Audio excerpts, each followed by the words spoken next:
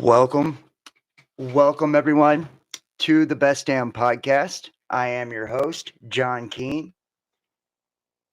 As always, I would like to thank you guys for joining me. Ask that you please add, follow, and check us out. Facebook, Instagram, Best Damn Podcast, Twitter, The Real Best Damn, and wherever you're watching them, please make sure to hit the like, give us a thumbs up. Let me know what you think. If you're watching this on YouTube, make sure to subscribe, uh, and leave a comment. Let me know what you think and share this link. It helps me to get it out there. That way, new people can find me. It's actually the best way to support is by sharing the video links. And if you would like to donate and support, keep in mind we're completely viewer powered. You can do so by going to PayPal, Cash App, Facebook Messenger Pay, or joining us over on Patreon. And everybody who does support gets access to our private playlist here on YouTube, as well as exclusive content, our uncensored content. Tonight, this is going to be a crazy one. This one's is going to be a really, really good video. I've been excited about this one. I've been working on this all day, man, trying to put something together that, really makes a lot of sense. This is a new theory, guys. This is going to be the first time I've ever covered this. It's going to have some elements of things that we have talked about in the past and some that we haven't so much. But we're going to be looking at this information apocalypse, right? An information apocalypse. Now I'm getting tongue tied. We asked the question, is there an end to the simulation?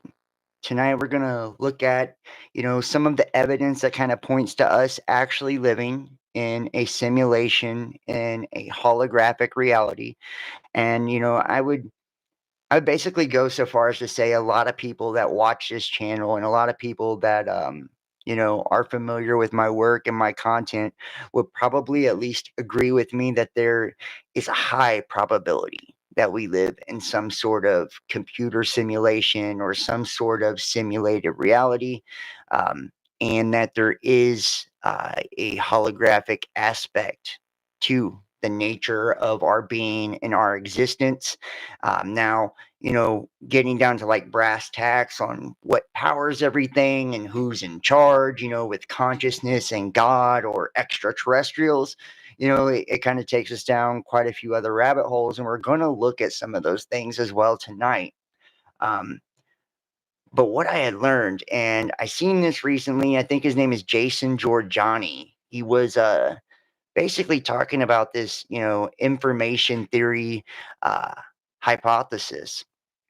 And it kind of goes to the effect that we live in a simulation. And within this simulation, and I've got some amazing videos, articles, just documents. I've got so much. So this is going to be a pretty good one. And if you are in the chat, I will be checking the chat fairly often. So make sure to let me know if you guys can hear me and you can see me. The audio is good. The video is good. All that good stuff. Oh, shit. And I didn't put my phone on airplane. So that sucks ass. 1 second. Hopefully that's not coming through all shitty. Probably is, but all right. So, yes, Jason Giorgiani, and I heard this theory about simulation theory, pertaining to data and dark matter and black holes and singularity, gravitational singularity, and basically it goes that we are living in some sort of simulation, and frequency is the transmission of information, right? Everything that we perceive within reality, whether it's through our eyes when we're seeing light waves and we are interpreting those electrical impulses through our eyes, right, to create an image, or the vibrations that come within our ears to our eardrums, same thing. These vibrations, these frequencies, these impulses are translated into what we hear, what we see, what we taste, and how we perceive reality as a whole, right?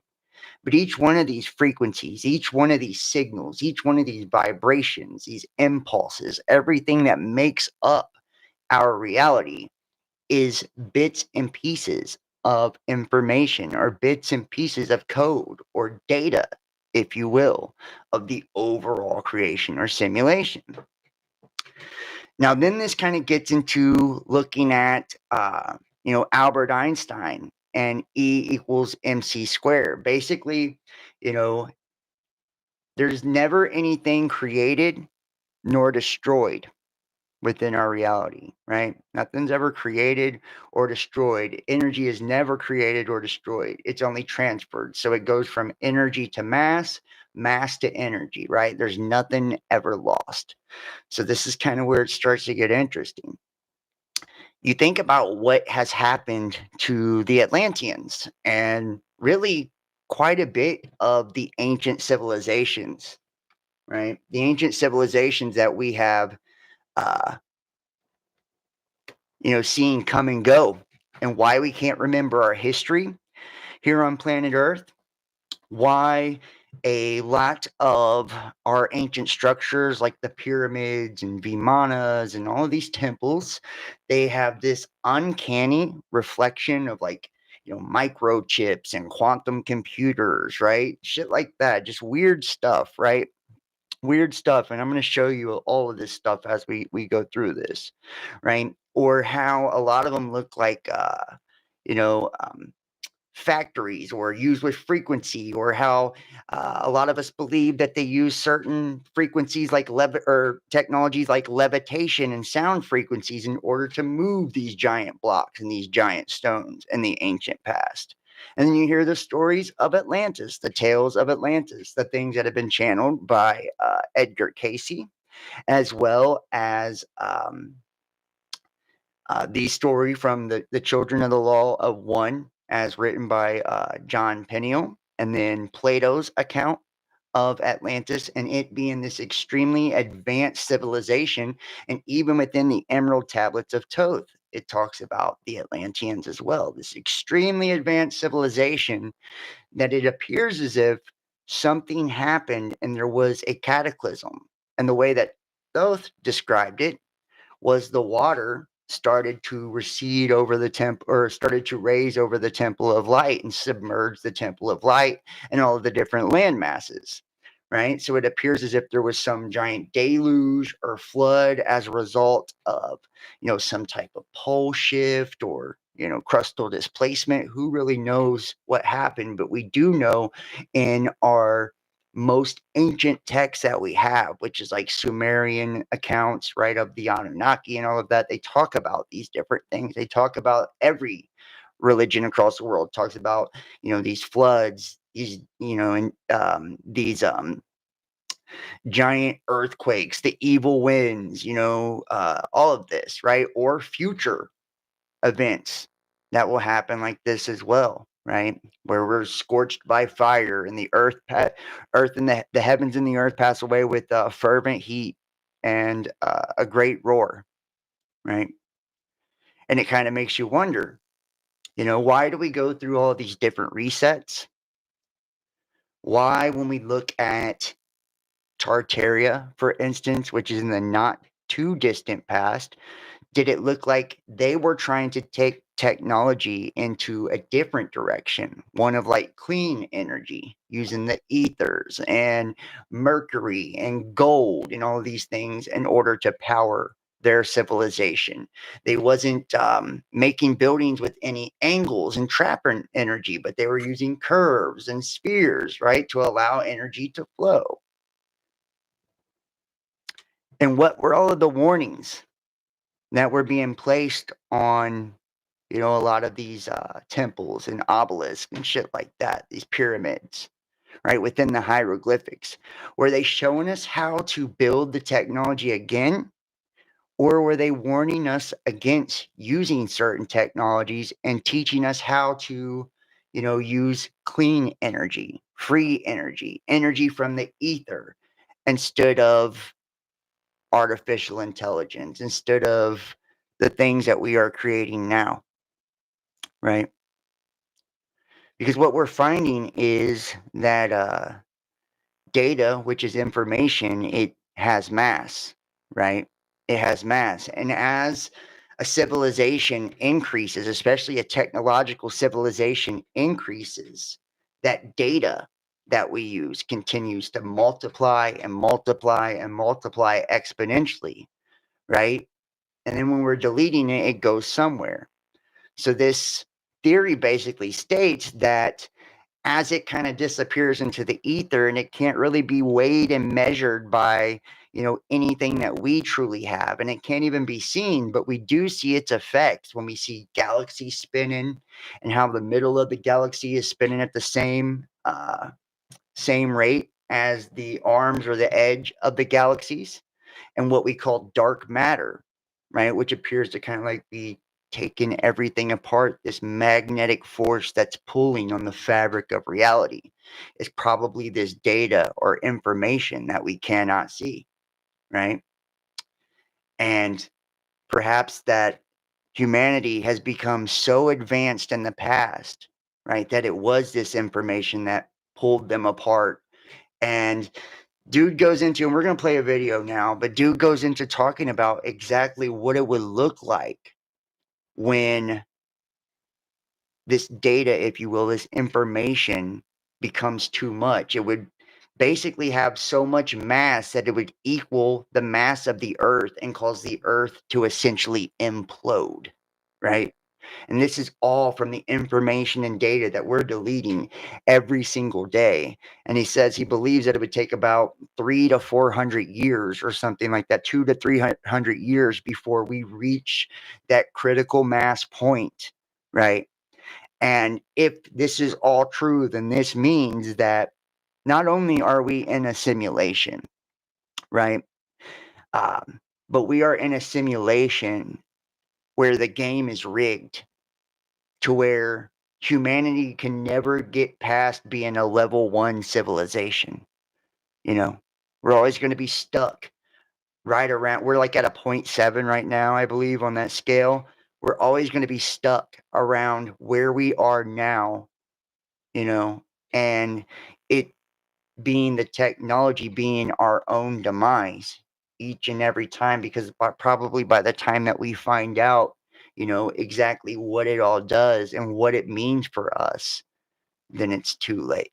And maybe this is why the Bible and a lot of these religious texts warned us against, the serpent and the knowledge and all of this, because this knowledge truly does lead to our death and destruction. So we are going to, and I know it's very complicated, and like I said, this looks like the same exact thing that's happened in it. Please hit the thumbs up. Hopefully I'm coming through clear. Let me know in the chat. Kimberly, if you can let me know.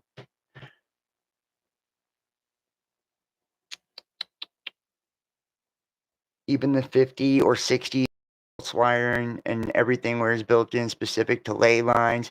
Yeah, well, and that's the thing. They put all of these pyramids and shit like that on the ley lines of the earth. This is like harnessing the earth's energy. Can I get somebody to let me know if they can hear me and see me all right in the chat? I know there's probably a little bit of a delay, so just let me know we're good. There we go. Looks like we're good. All right. So let's rock and roll here. Audio and video. YouTube is lagging a bit. I fucking apologize, y'all. I really do. This is going to be a crazy ass good episode, though. I'm serious. And we're going to go through this together because I'm learning with you on this one. I mean, obviously, I've been studying and looking at it for a minute, but it's like, damn, this is so fucking mind blowing. When I heard this theory, right? This data apocalypse or whatever, when I heard this theory, my top literally just, it blew the fuck off my head. I'm like, whoa, it just all clicked. It made so much sense. And it's like, holy cow, this is why disclosure for aliens, this is why there's none of that. And there never will be. This is why they say if people knew the truth, right, that they would stop going to work. They would give up on life. And this is the only thing I've ever found that really fits that, to where it's like, holy shit, if this is what it is, people would literally, they'd check out. They would say, there is no point to any of this. So now, before we jump into the video, we're going to talk what the simulation hypothesis, which proposes that what one experiences as the world is actually a simulated reality. And I got a new camera, so hopefully I'm coming through clear. Such as a computer simulation in which humans are constructs. Now, there has been much debate over this topic in the philosophical discourse and regarding practical applications in computing.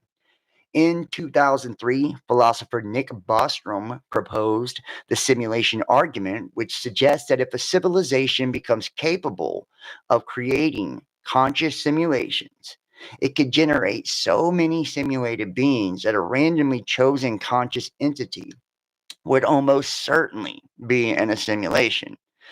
The argument presents a trilemma.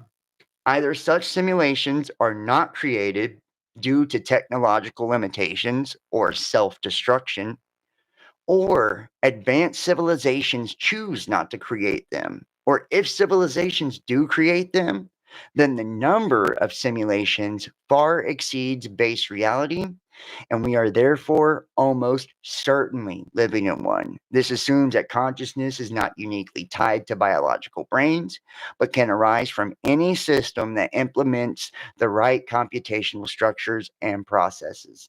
The hypothesis is preceded by many earlier versions, and variations on the idea have also been featured in science fiction, appearing as a central plot device in many stories and films, such as Simulacrum 3 and The Matrix, right?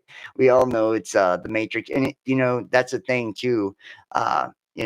The Maya, the dream world, Greek philosophy, all of this, everybody, right, has talked about some version of this or another. And I believe that the ancients, they were leading us down this road. They were telling us this is what it was. And I believe the Bible and, biblical ancient text, they were trying to give us a heads up. And I just don't think we were at a place consciously to truly perceive or understand, what the fuck is going on here. And if you think about like what's on, the pyramids and all of these ancient structures, right? A lot of them do have some sort of glyphs and shit, or pictographs or whatever, um, you know, depicted all over them. And that's like, that's the shit part. We've had people, Egyptologists and such, that have intentionally lied to all of us and tried to tell us that these giant structures were tombs, you know?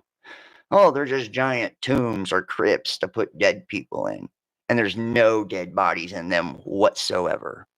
No, they didn't have any technology. They were building this with hammers and chisels and stupid ass slaves that didn't get educated or fed correctly, or, had no amenities or anything, no comfort in life, no training, no skills, nothing.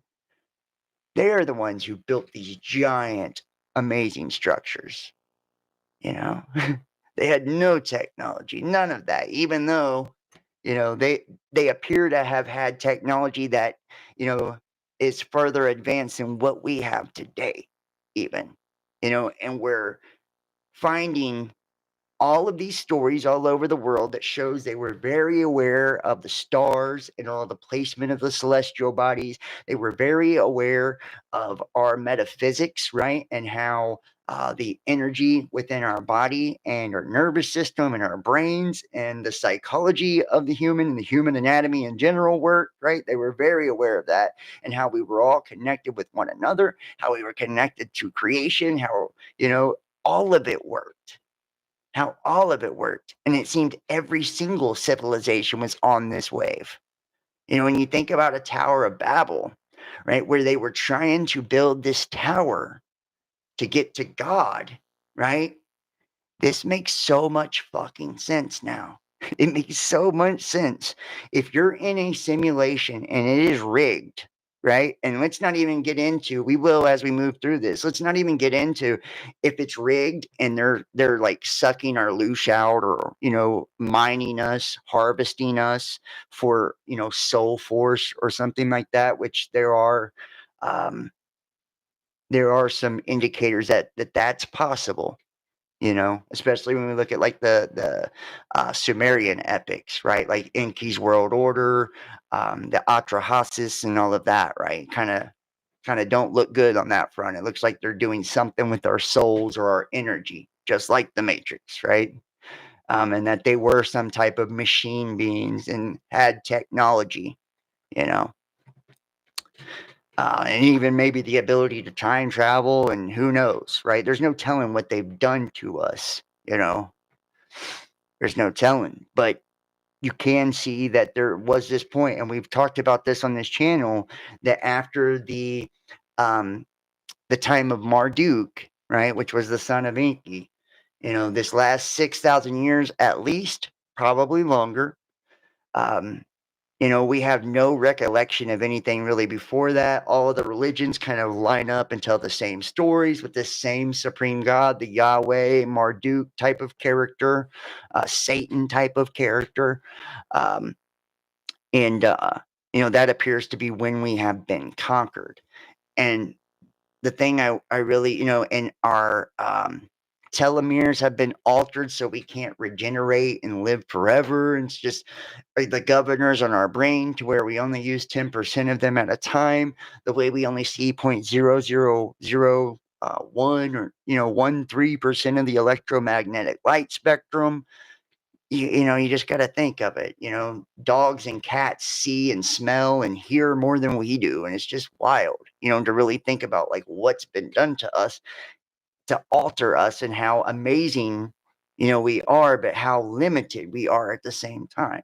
So I'm going to play this video just to kind of kick this off and give you some more information before we jump into this. This is Jordan Georgiani. And not only are we living in a simulation, we're living in a simulation with a computational ceiling that we cannot exceed a certain level of data production. You understand? That's a cap on our civilization. So yeah, this is in my book, Satanion. And the chapter is called Catastrophic Information, because there's a physicist recently who's looked at all of this, and he conceptualizes this as an information catastrophe. Melvin Vopson. He's working at a university in Britain, I believe.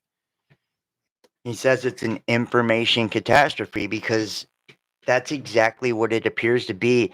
And as you listen to him speak, I want you to kind of just allow your mind to, first off, clear any preconceived notions you have, about religions or any of that, just come with an open mind. And I want you to just listen how he's laying this out, and just decide based on the facts that you have, right? And the things that we do know, is this possible and is this plausible, and what kind of makes sense? Like, we can't allow, religions and all of this to hinder us from what the truth is. If this is the truth, then, let it be the truth. If it feels and resonates like truth to you, then, at least give it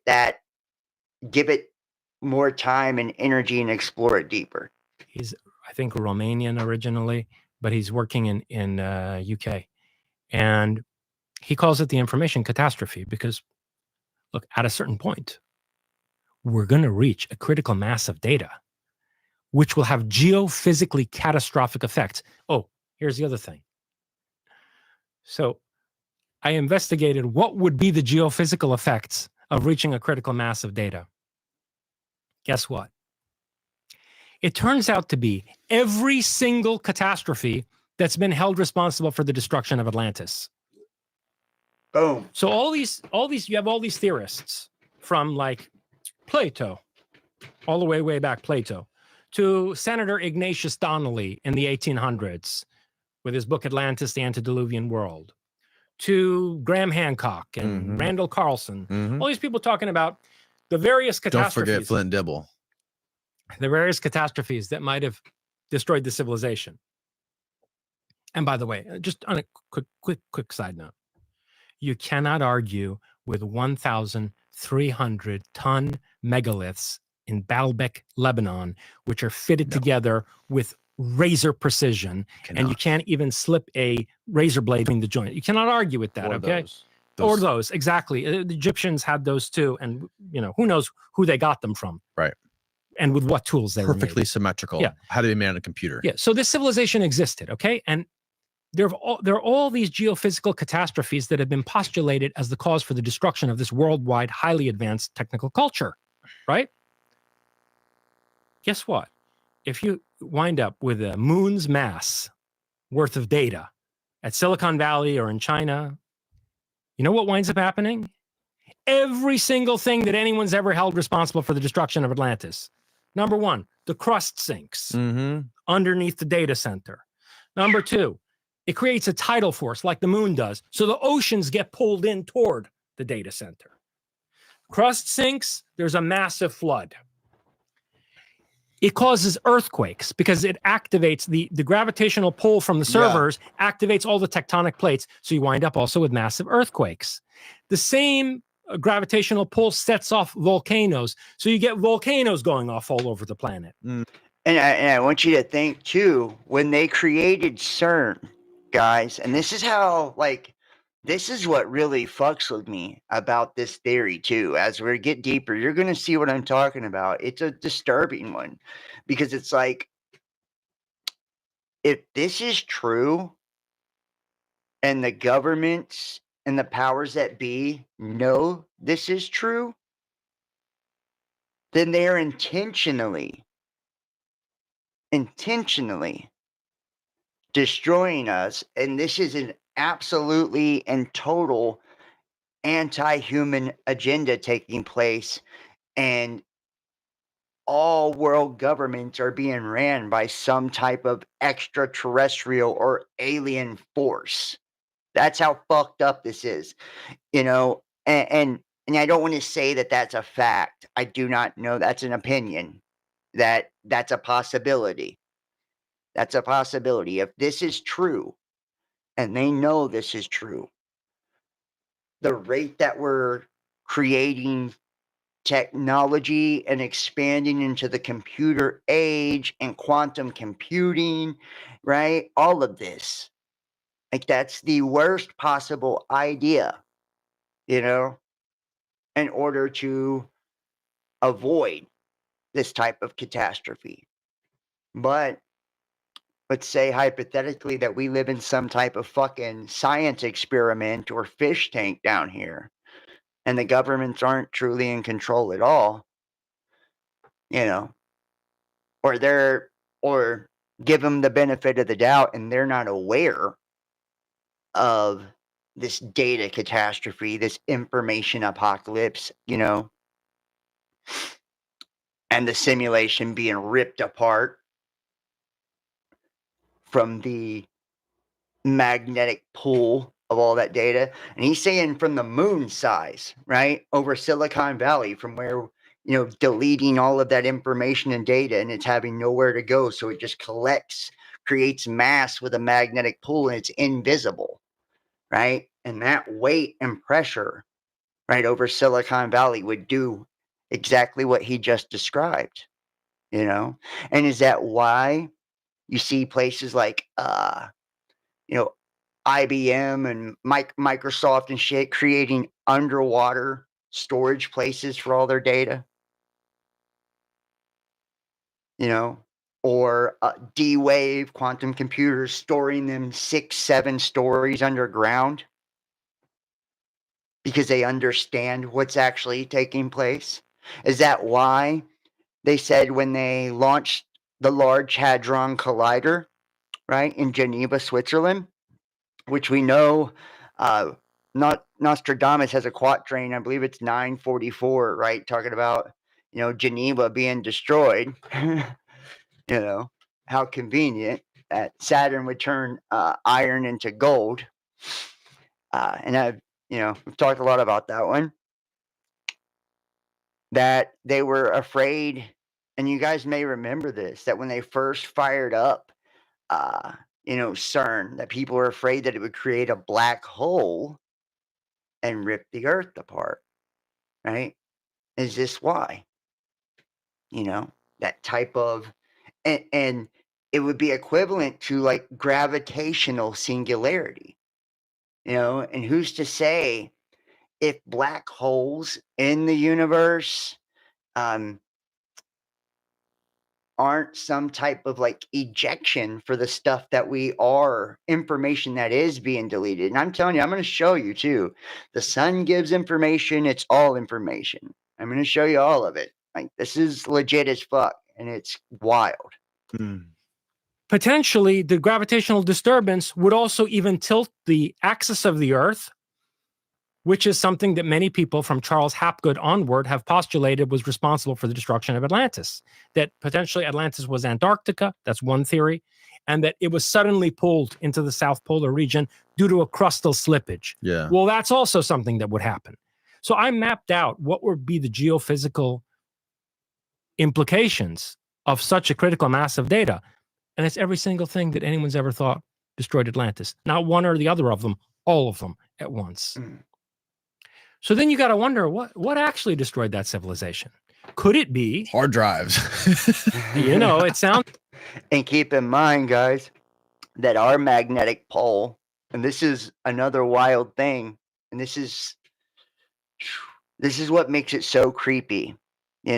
Like right now, we have our magnetic poles migrating towards Siberia, and it's like less than 40 miles away from the new magnetic north, because magnetic north has migrated that much, right? And over the last 50 years or even 10 years, I mean, the speed has picked up exponentially as we've moved into technology, right? The Industrial Revolution, about 120 or 30 years, is when it started to move. 120, 30 years ago is when it started to migrate. And I'll show you that, right, in just a moment after this video finishes. And we have a South Atlantic anomaly as well, a giant magnetic anomaly on our planet as well, right? Like some type of mass or something, which is fucking with the magnetism of the Earth, like either pushing on it or just saying, like, there are some signs that this could already be taking place, or we're already starting to see the effects. Is this perhaps, and it's like, this is another thing too. If it's not our government or whatever, then that means we have already been conquered by some sort of civilization, either long ago in the past, and they recycle us regularly with these resets. And that's like they're built in, with these type of data apocalypses. They're built in. That way, when we get a certain point, technologically advanced, we never go past the level 1 civilization. We get destroyed, it starts over again. Simulation starts over again, right? We never go past that, and they continue to mine our energy over and over and over and over and over. We never truly evolve, right? Or if we were conquered 6,000 years ago, or whatever, or even in the recent past, then they are terraforming us now, with chemtrails, right? The nano dust, the graphene, and all of that shit, right? They're terraforming the planet and the whole transhuman thing. It's like the assimilation, because they're some type of technological species, right? And they could even somehow, and you think about the Mandela effect, right? Y2K and then 2012, like the end of the Bach tunes, maybe somehow they have shifted our timeline or our reality into a simulation of theirs. There's just a million different ways to look at this, and none of them really sound that great unless it's with a benevolent creator, right? Like, God, a benevolent creator, that this is like a training program.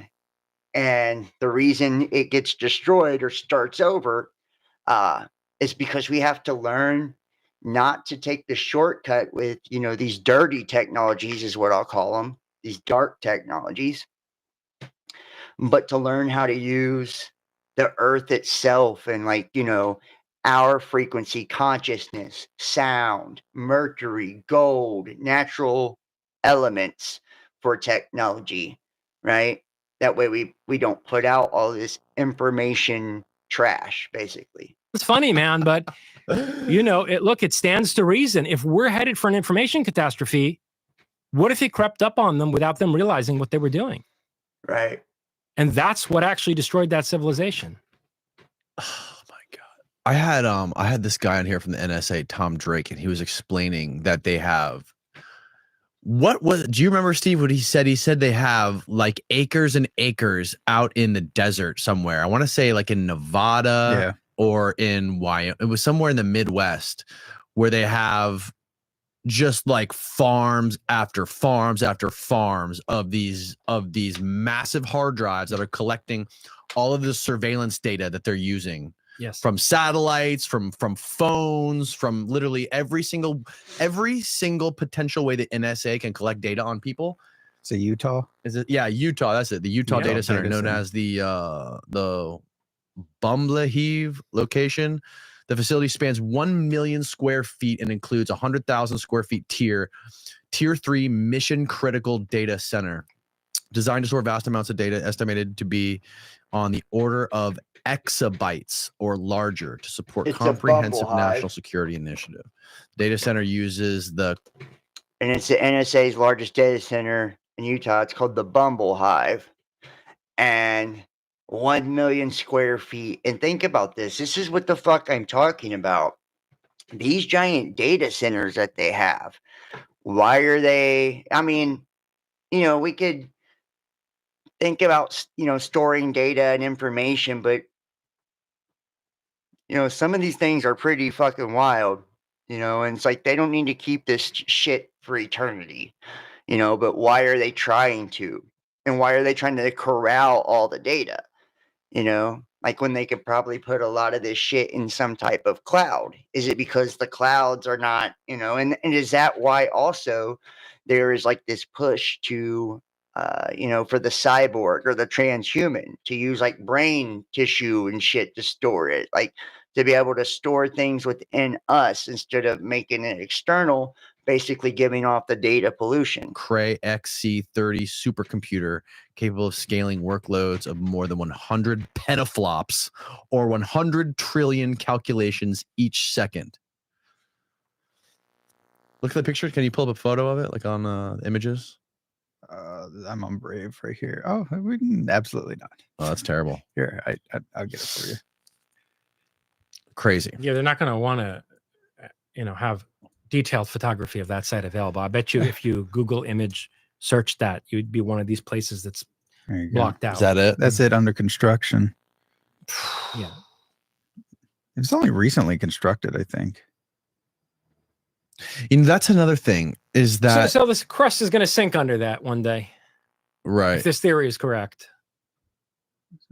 Or it's going to become a magnetic anomaly and throw off the spin of the earth somehow. That's right. And I'll show you what I'm trying to.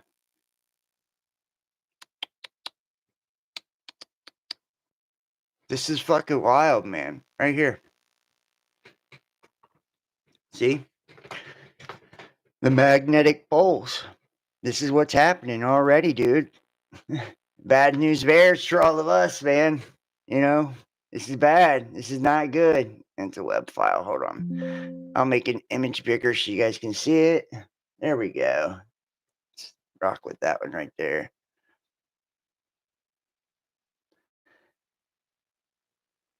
But I mean, you're seeing the migration of magnetic north right there. Shit, I lost the image I had. 20. This is from 1850, right, to 2020. I want you to see like the speed at this thing is picked up. Look, it's went a very short distance from 1850 to 1904, right? 1949, you know, and then all of a sudden from 1950 to 1994, huge jump. And then from 94 to 2010, huge jump, doubled that. And then now it's doubled from 2010 to 2025. Like that's, showing you just how much it's increasing, right? The shit's doubling every 10, 20 years or so. We're not at a good spot, right? When it comes to that. And if you're thinking about like just how wild that is for them, what is causing the migration of the magnetic poles like that? I used to think that it could be like Planet X or something like that, right? I don't know anymore if that's the case. I honestly don't. And maybe, Planet X, Nemesis, this dark star, is exactly like what's being described here, right? And think about it. When they talk about like a Planet X and shit, they say it's darker than dark. It doesn't allow light to escape, right? It's a negative polarity. It causes the poles to migrate, right? All of these things, the same fucking stuff. And see what I'm saying? Right? You can't see it, it's very clear, but see how the migration of the magnetic pole over the last 100 years? Look at that. That's fucking huge. And it's going to stop over here at Siberia. So we're almost there. Let's see if that other image is any clearer. And I'll show you. Whoops. Then I will show you. Whoops.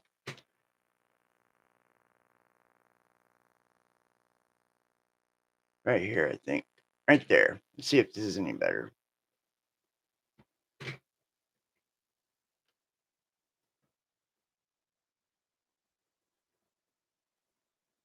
All right. Can't really see the dates on this one either. You got such shitty images. You guys can see same thing, migration, and like I have it over there, on the image to kind of show you. Right there. This is one from 2025 over here to the right where my cursor is. 1900 to 1950. Right? And isn't this the weirdest part? I want to show you another thing that really kind of is weird as fuck to me. And all these models, what you're going to see also, look, the 1600 and 1700, do you believe we had a reset then? Because look, 1800, so it went from 1600, it was like halfway, it was almost like where it is in year 2000, okay? 1700, it was going the other direction. 1800 and about 1800s to 1900s, it turned around and started going back towards Siberia. Like, what in the fuck is that? And look, you can see it on all of them. See this, guys? Look.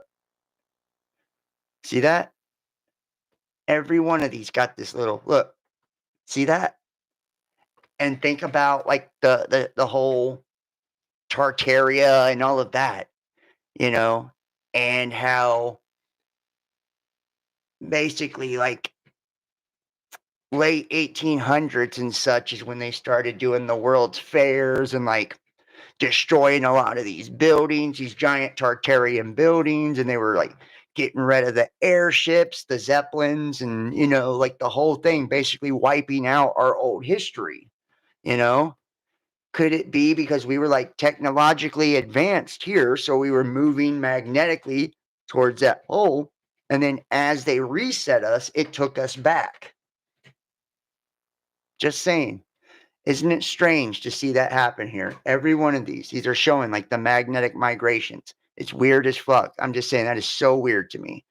And then I will show you. Yes, and now here is the South Atlantic anomaly, right?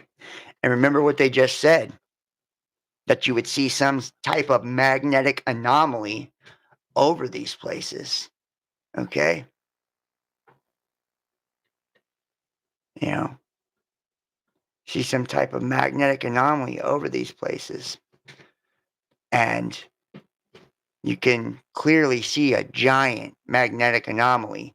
The magnetic north has basically been split in two, you know, and this is where it's migrating towards, right? Over here. It's about right there, you know, well, about right here in this image, but it's migrating right over here. And then you see this giant anomaly, you know, and that's exactly what they said you would see, is a magnetic anomaly. So how weird is that? You know what I mean? Like, that's just very strange to me.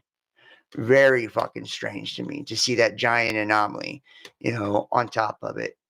And you can see here the South Atlantic anomaly is an area where Earth's inner Van Allen radiation belt comes closest to the Earth's surface. So they're saying the Van Allen radiation belt comes closest to the surface, and that's what creates this. Dipping down to an altitude of 120 miles. This leads to an increased flux of energetic particles in this region and exposes orbiting satellites, including the ISS, to higher than usual levels of ionizing radiation. This effect is caused by the non-concentricity of Earth with its magnetic dipole and has been observed to be increasing in intensity recently. So it's been observed to be increasing in intensity recently, right? Just saying. I'm telling you, the shit's wild. We'll go back to the video. You know, so there'd be early warning signs. Compasses would start malfunctioning in the vicinity of it. Compasses would start malfunctioning, like the magnetic poles. This is so crazy, man.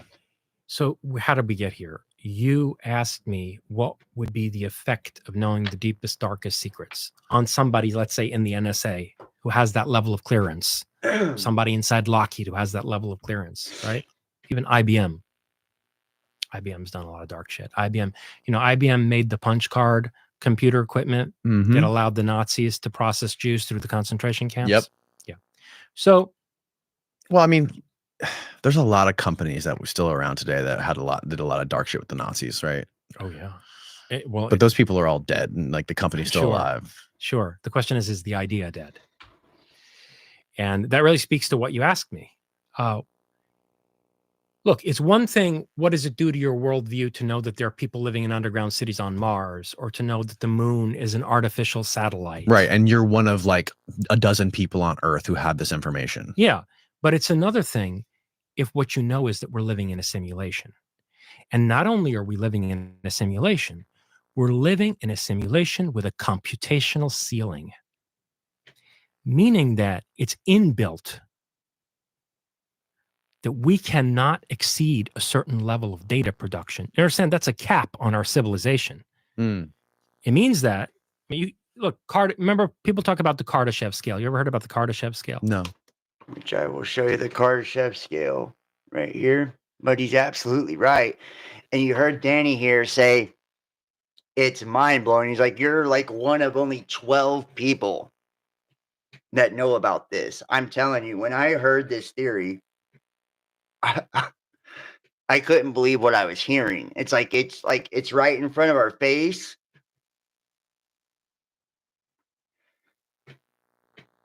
You know, and it makes so much sense.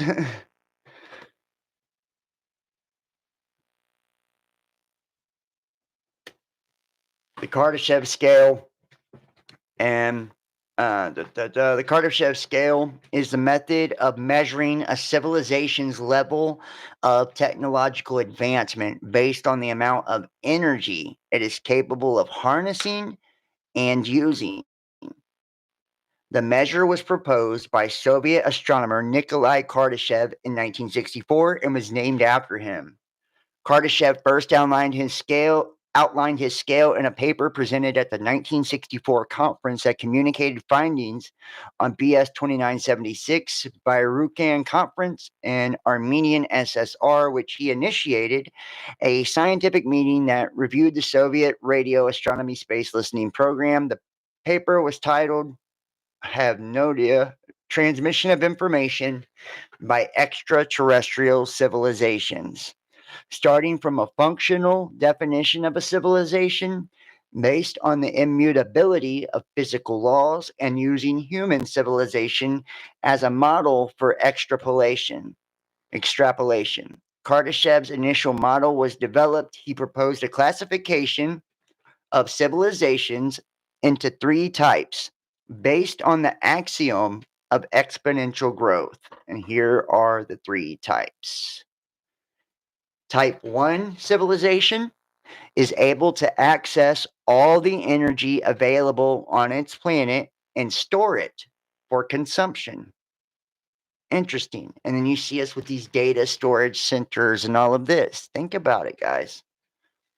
And it takes on a whole new fucking meaning once you start to understand that all of it is information, all of it is data, and all of this information in essence is a form of mass, right? Which can be converted into energy, right? Because of E equals mc squared. Energy to mass, mass to energy, right? Energy is neither created nor destroyed. So it all can convert to one or the other. It's interchangeable, right? We just haven't figured it all out yet. But it looks like we are at this, but maybe it's too late. Maybe we're seeing now that we've been fucked. The game is rigged. A type 2 civilization can directly consume a star's energy, most likely through the use of a Dyson sphere. And you think about, our sun, it's given off a ton of information, right? Constant information. A type 3 civilization, and it changes the way you look at all of it too when you look at it as information, right? And it's information theory, which we'll look at all these things. We're gonna go through all of this. This is probably gonna be a long one, but damn, it'll be worth it. Because when you look at it all as information, it allows you to see like the mechanisms of everything and how it all feeds itself, and the whole entropy and fighting against entropy and just all of it, and like where we fit into all of this, and basically our understanding of things, and it shows us how much of an illusion we live in on top of it. And then we have the type 3 civilization, which is able to capture all the energy emitted by its galaxy and every object within it, such as every star, black hole, etc. Under this scale, the sum of human civilization does not reach type 1 status, though it continues to approach it. And they say we're at 0.7 of type 1. We're at 0.7. That's where we're at, and we'll probably never get past 1. Extensions of the scale have since been proposed, including a wider range of power levels and the use of metrics other than pure power, right? And that's the metric. We're at a 0.7 in the metric version, right? So moving forward. Michio Kaku used to talk about it a lot. Not that I want to reference Michio Kaku because his con artistry promoting, string theory really damaged the physics community for decades. But Michio Kaku is somebody who he wasn't the only one. He brought back this idea of the Kardashev scale. Yeah. It's this Russian scientist who basically came up with this scale of the level of civilization, type 1, type 2, type 3, based on their amount of energy usage. Oh, yeah, okay. But the thing about the Kardashev scale is that, okay, one metric is energy usage, but another is the level of data production, right? So we're living in a simulacrum that doesn't allow anyone to even become a type 2 Kardashev civilization. Which, by the way, would explain why they're look. These the skeptics always say, "Where are all the aliens? How come there are no aliens here?" Right. Right. Yeah. And Fermi paradox. yeah, they never. When they keep citing the Fermi paradox, And I got the Fermi paradox right here too, which the Fermi paradox is the discrepancy between the lack of conclusive evidence of advanced extraterrestrial life and the apparently high likelihood of its existence. Those affirming the paradox generally conclude that if the conditions required for life to arise from non-living matter are as permissive as the available evidence on Earth indicates, then extraterrestrial life would be sufficiently common such that it would be implausible for it to not have been detected. The quandary takes its name from the Italian-American physicist Enrico Fermi. In the summer of 1950, Fermi was engaged in casual conversation about contemporary UFO reports and the possibility of faster-than-light travel with fellow physicists Edward Teller and Herbert York and Emil Konopinski. While the group was walking to lunch, the conversation moved on to other topics until Fermi later blurted out during lunch, "But where is everybody?" There have been many attempts to resolve the Fermi paradox, such as suggesting that intelligent extraterrestrial beings are extremely rare, that the lifetime of such civilizations is short, or that they exist, but for various reasons, humans see no evidence. And here's a chain of reasoning. And I've got my own reasons of why I think we don't see them with the Fermi paradox. If we are in a fucking simulation, then guess what?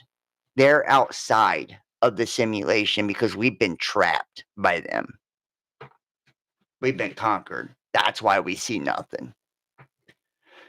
And when we do see UFOs and they phase in and out of reality, it's because they're like, that's like the prison guards basically like checking on us, and like probably like adjusting shit within the computer system. And those, grays, what we call, EBs, right? Extraterrestrial biological entities, or, zetas, which people believe come from the Zeta Reticuli star system, right? The grays, which are most common in close encounters and alien abductions and sightings and such. But the grays have a very similar body type as us, and it's called something evolution, to where like you will basically evolve. If you have similar conditions in your evolution, you will evolve kind of in similar ways.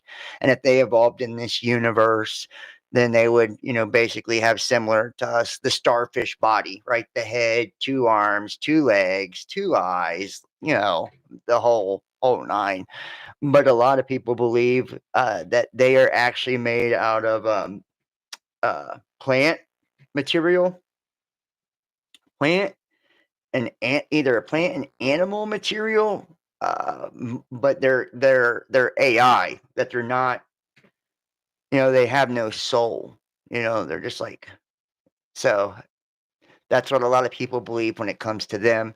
I'm not going to get into that yet, but we are going to look at extraterrestrials as we move through this. But after we look at a lot of this, we're going to look at like the involvement of possible, aliens and all of this, because, there is so many theories like the Saturn moon matrix theory, right?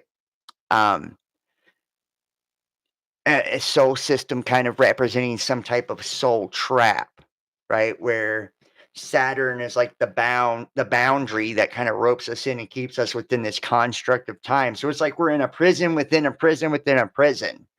The universe, then the Milky Way galaxy, and then inside that Milky Way we have our solar system, or our soul system, which Saturn operates that.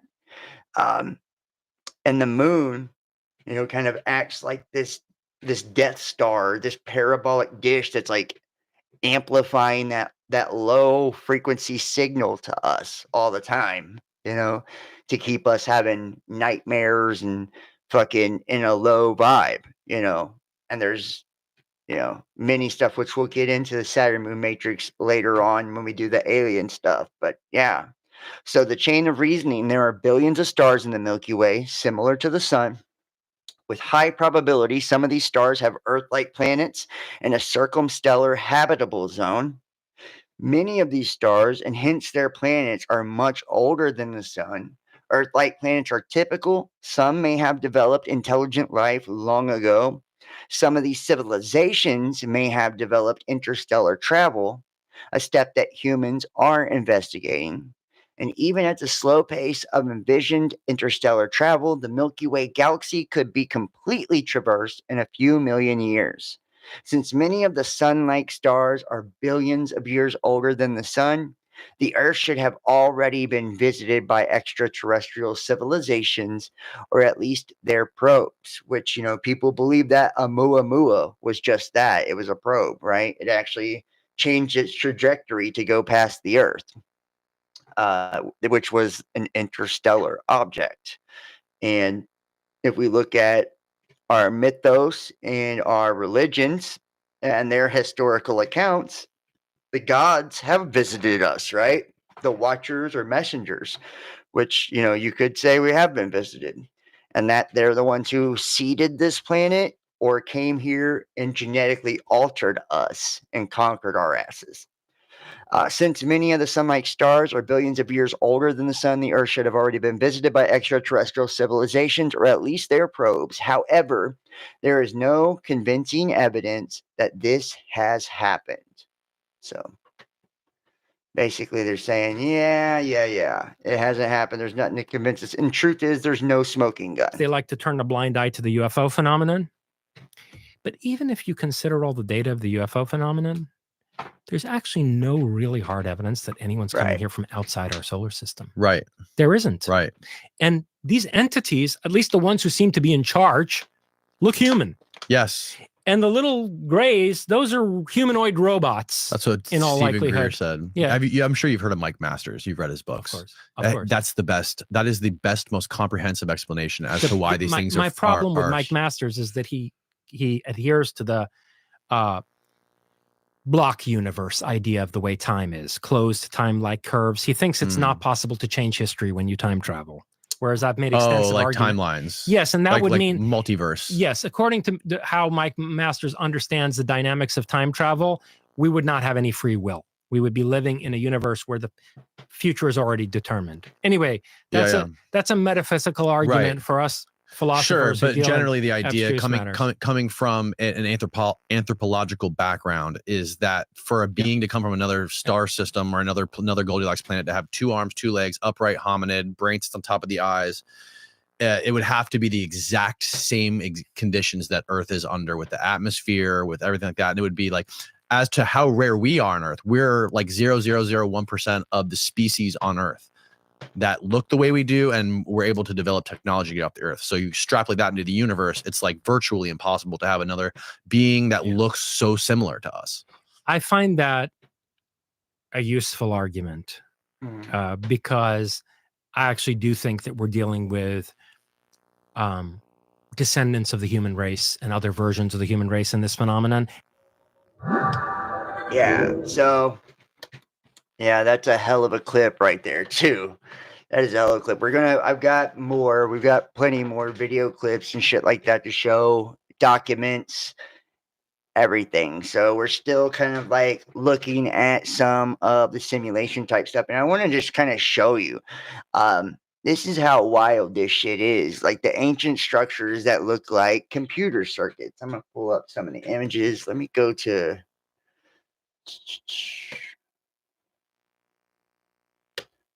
right here.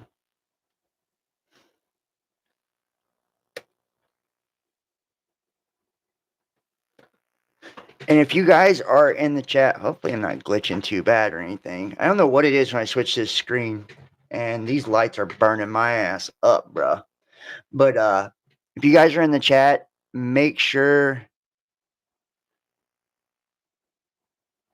Yeah, I miss Andrew. That was a good friend of mine. I miss Andrew. R.I.P. Andrew. I miss you, brother. I just seen somebody mentioning Boogeyman, Andrew. He's a great guy. And this is right up his alley, ain't it? He would have been a perfect guy to have on for this one. But if you guys are in the chat, make sure to, we still got a few people that haven't given the thumbs up. Make sure to hit that thumbs up for me. That does help me out big time. It helps with the algorithm. That way we can get more people in the chat. And you guys chat. I would like, if you got any questions or you got any information, anything, I'll go back and forth here, because I love to see your input. And share this link, share it to your social medias and all that shit. That way, on your Facebooks or whatever. That way other people can, find it and see it, because we don't get pressed anymore. They hide us and shadow ban the fuck out of us. And this one probably will definitely be shadow banned. And if you want to support my work, the donation links are in the chat and they're in the description. So let's get back to it. Thank you. Make sure to subscribe. You can't comment in the chat unless you're subscribed. So just putting that out there. You have to subscribe to comment. I've changed the settings on that shit. I'm tricking you guys, making you have to subscribe, right? I'm making you have to do it. So he talked about simulation, right?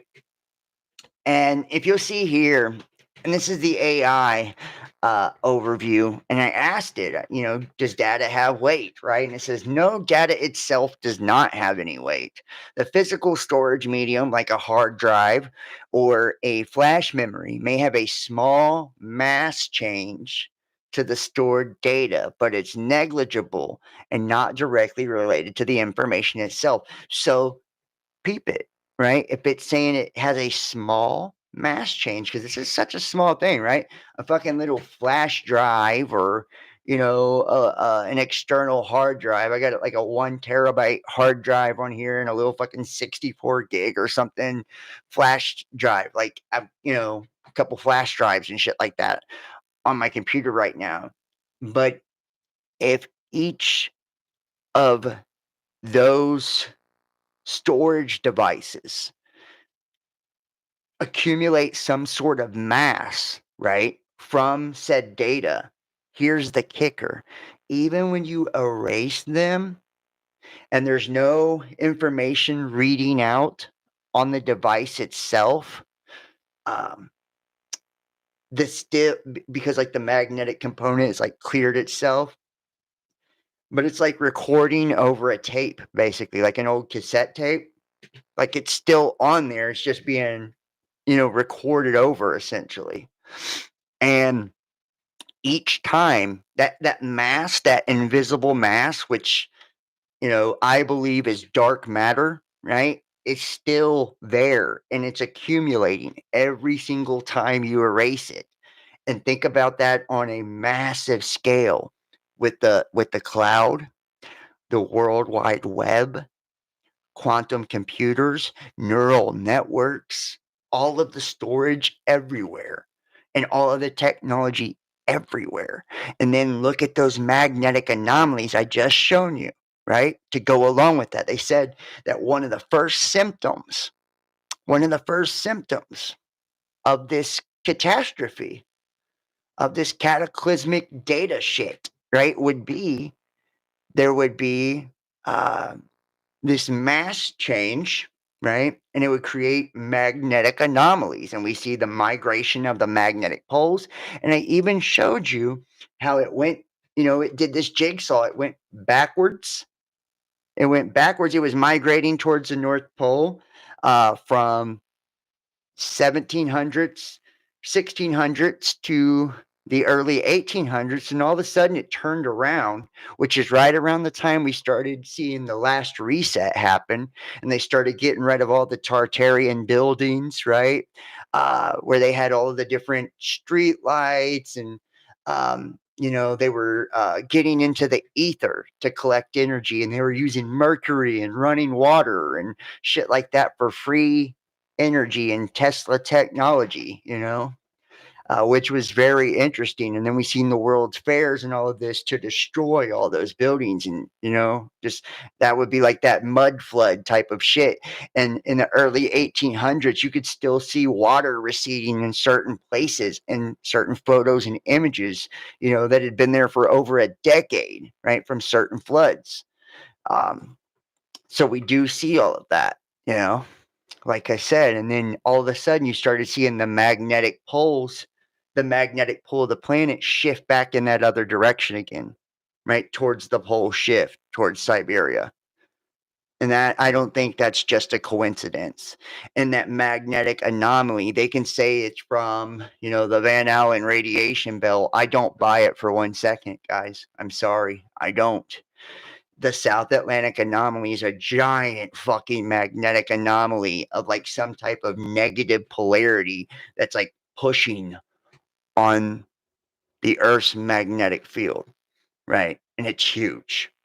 And I wonder if that's mass built up from the technology we've already created, the data we've already created here. So it says data is stored as changes. Data is stored as a series of ones and zeros representing different states of a physical element like a switch or a magnetic domain. No mass transfer. When you add or remove data, you are changing the state of these elements, not adding or subtracting mass. So peep that, right? It's still mass. Still mass. When you change the state of it, it's still mass. So when you fucking delete it or whatever, you're just changing the state. It's still got its mass. Mass change is negligible. While there is a very tiny mass change associated with the stored data due to the increased energy of the stored electrons, and think about that too. That kind of goes into that magnetic anomaly, right?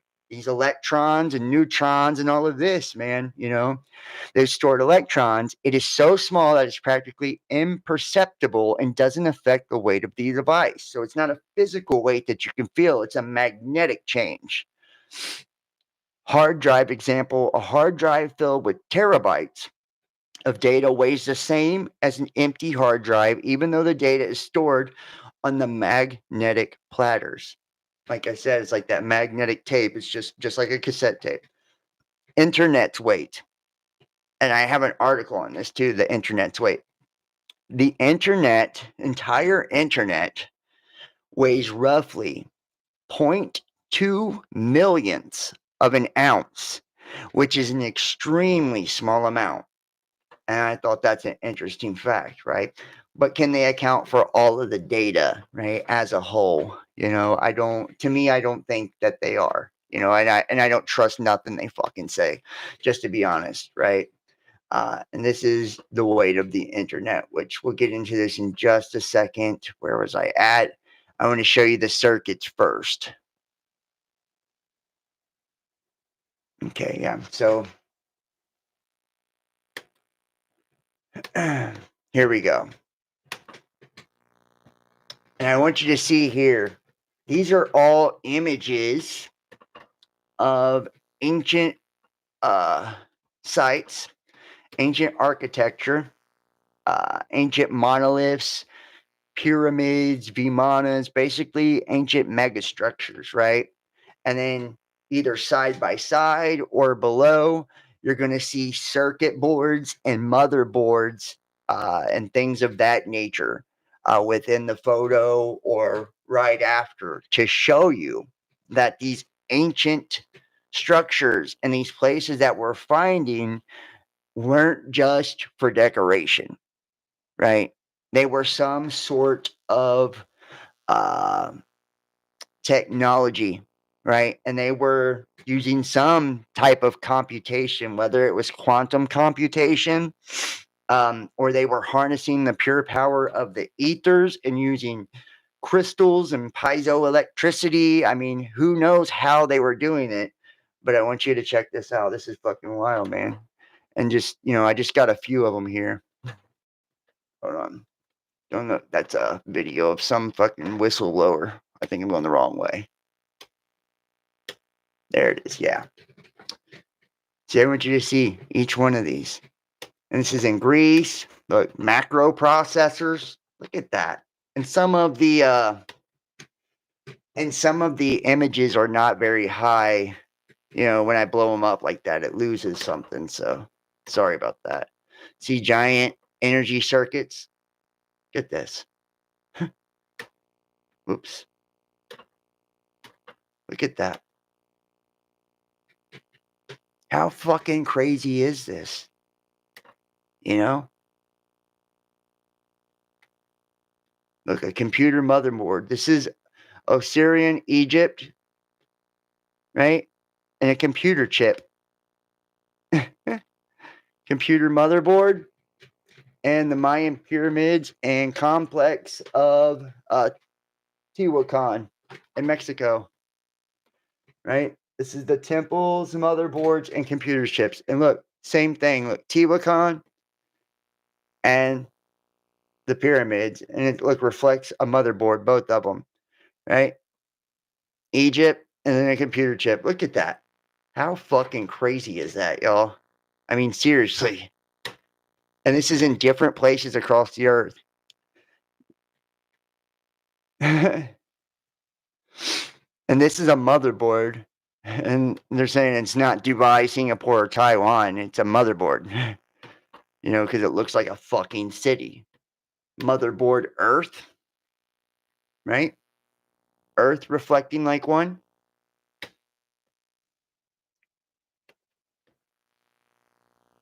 Look at that.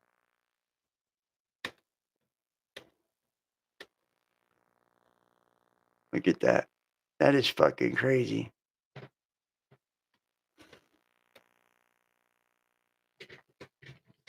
And I'm sorry that the images when I blow them up are kind of shitty, but you know, I'm just trying to make them bigger. I'll leave the clearer vision of it here, or I can make them a little bit better. I can do a little better like that, I guess. This is old world. What does it say here? Old world melted motherboard, right? Basically, and you can see the ruins here, guys. And what exactly do they reflect, right? Is all of these just a coincidence? You see what I'm saying? Or is every one of these just a coincidence? And I'll show you some videos in just a moment too to go with all of this and show you just how wild these ancient structures are. And we'll look at some of the Tartarian stuff as well, so you can see what I'm talking about. Why there appeared to be that kind of like shift within the magnetic movement and all of that, because we went more technologically advanced and then we had a smaller reset, right?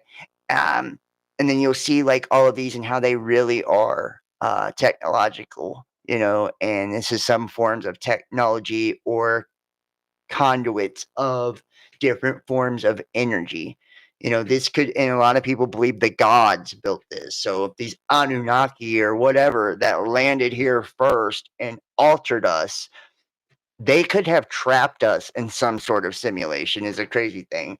Or they could have made the earth as it's like a farm, right? And when they talk about us coming out of the Garden of Eden, and the serpent tricking us, it really makes you wonder now, where was the Garden of Eden? Was it outside of this universe, before we were trapped into a simulation?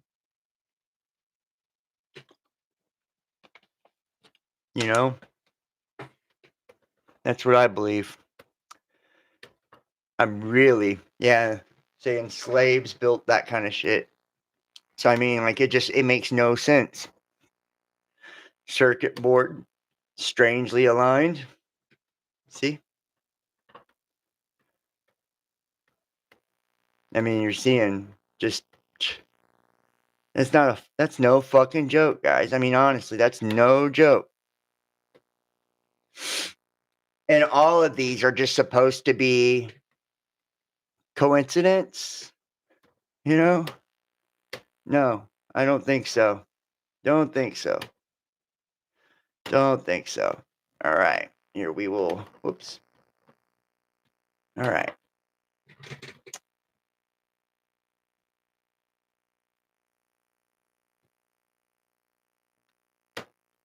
And you can see, here's just the different images here, high-tech computer chips, just you can see Like I just went and just pulled up random shit so people could see just the difference, guys. It's that fucking nuts. You know, why is this happening? This is the same thing with like you know, our emojis and shit, how our emojis, right? The Unicode emojis actually represent ancient sigils of sorcery, right? The 72 sigils, right? Solomon, right? From magic. These are demonic sigils of sorcery, you know, and this is within our technology, you know, and the same thing, the symbols that are within these motherboards and circuit boards actually have what's called masks, right? They lay these masks down and they have symbols in them as well. Okay, so there is a demonic element to this technology just overall, you know, with all of this shit. And then you look at, you know, the Antikythera, right, mechanism, you know, showing they had fucking technology, you know, and look inside that thing, you know, they had technology, and they say that it was an astronomical calculator. Some people believe it was, you know, other things, types of computers and shit like that, but you know, very advanced, you know, very advanced technology here.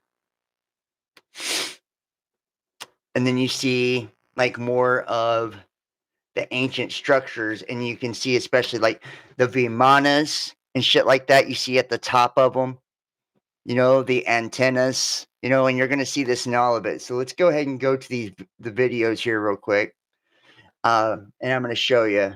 Where's it at? Go back.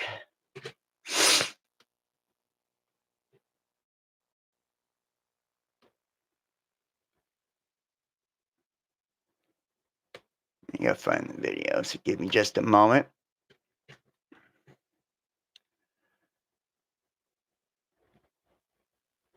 It's down a bit, but you know, and this is the thing, man. This is the thing, you know, how we're discovering all of this, right? All of this now.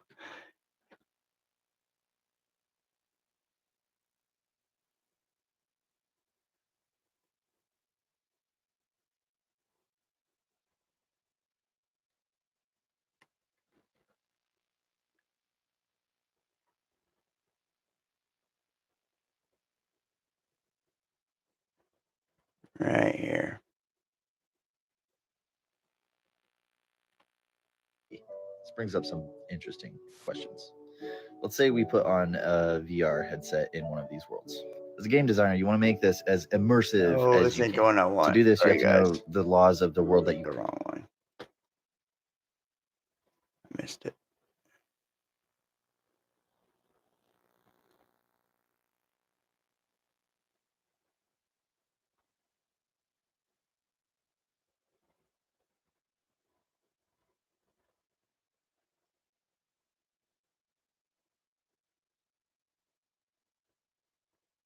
It's got a fucking shit ton of videos.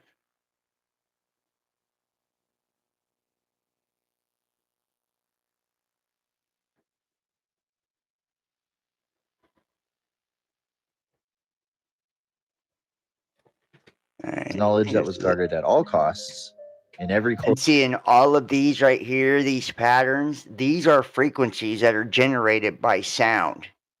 And think about these. These are thousands and thousands and thousands of fucking years old. They tell us some of it's only 1 or 2,000 years old. They tell us some of this stuff is 5, 6,000 years old. But we have a lot of people that are on the outside of academia and you know, these archaeologists and such that say they're 10, 12,000, even discovering things that are now which I'll show you in just a moment. I've got articles that are like up to 25,000 years. culture in the ancient world. To understand what this was, you had to go through a very intense process, training in many temples to become worthy of knowing. They guarded it so closely because learning it unlocks new pathways in the mind, a new way of seeing the world. They figured out a way to teach you everything you need to know about the universe using only a circle and a straight line. When you draw a bunch of circles and connect those lines, you can project it into 3D as this shape. It's the vector matrix. It's where our concept of the matrix comes from. Inside the circle is a tetrahedron, a three-sided pyramid. It's the simplest shape you can draw to triangulate any point within any circle. Now, if that matrix is a fabric of space-time, we can grab that fabric and twist it down to create a particle. This goes straight into the concept of the atom. The atom comes from the word atum in Egypt. Read that description. It's also the origin of ADM, atom, in Hebrew. So up here you can see the shape evolving into the icon that we know. That icon geometrically is the vector equilibrium. It's one of the most stable shapes because all lines and angles are exactly the same throughout the whole shape. That is an actual picture from IBM of an atom. Check out how closely all of those points hit on the electron clouds. Now the Right. Bohr See, model makes a little bit That's more a sense. fucking But atom right there from IBM. Right? That's an atom showing you the symmetry here. And if you guys remember, Terrence Howard, when he was on Joe Rogan, he was literally taking the different polygons and putting them together, and he built the planet Saturn out of a model using these, hexagons and shit like that. Literally, same thing, right? When they put the shapes together, he creates pentagrams and all of the inverted pentagrams, right? The starfish body, it's creating reality, right? And these are the Fibonacci sequence, pi, right? Golden ratio, all of this. This is proof, guys, that we are living in a fucking simulation. It's these repeating patterns. These are the codes of the matrix that kind of go in and show us, wasn't weird enough, this knowledge goes smaller. That is a quantum carpet. They're used to visualize particle density and explain how waves become particles. Now, all of these translate into complex math equations. If we mathematically map out the quantum carpet of a torus, we get that. Do you see a pattern here? In my last video, I showed you how the ancient Sumerians knew about this quantum wave interaction. So ancient Sumerians knew about this, ancient Chinese knew about this, ancient Hindus Look knew at about that. this, Native Americans knew about this, ancient Egyptians knew about this, but you don't know about this. Do not And worry. how is I that? wrote an entire book about it. It comes out. And how is that? How is all of these ancient civilizations know about this using sound and frequency, right? Understanding the quantum nature of reality, but somehow we don't, right? Somehow we don't. We have no fucking clue. You got one more I want to show you from him. See if I can find it here real quick. This guy does good shit, man. He does really cool stuff. Shows you the decline of architecture, and that's with sound. Look, using cymatics, making those type of shapes, like I just told you. Like they say, like the stained glass on these churches with the bells was like the resonant frequency, of a lot of them.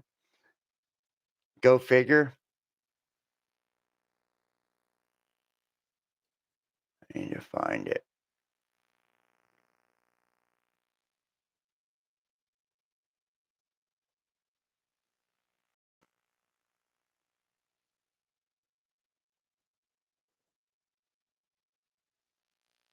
One second, guys.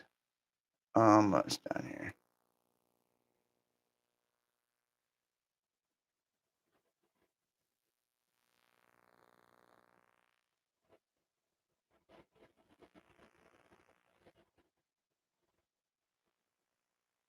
I think it's this one.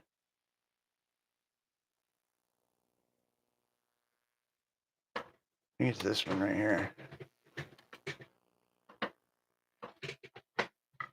That is Stonehenge. It's very cool. But what it actually does is going to blow your mind.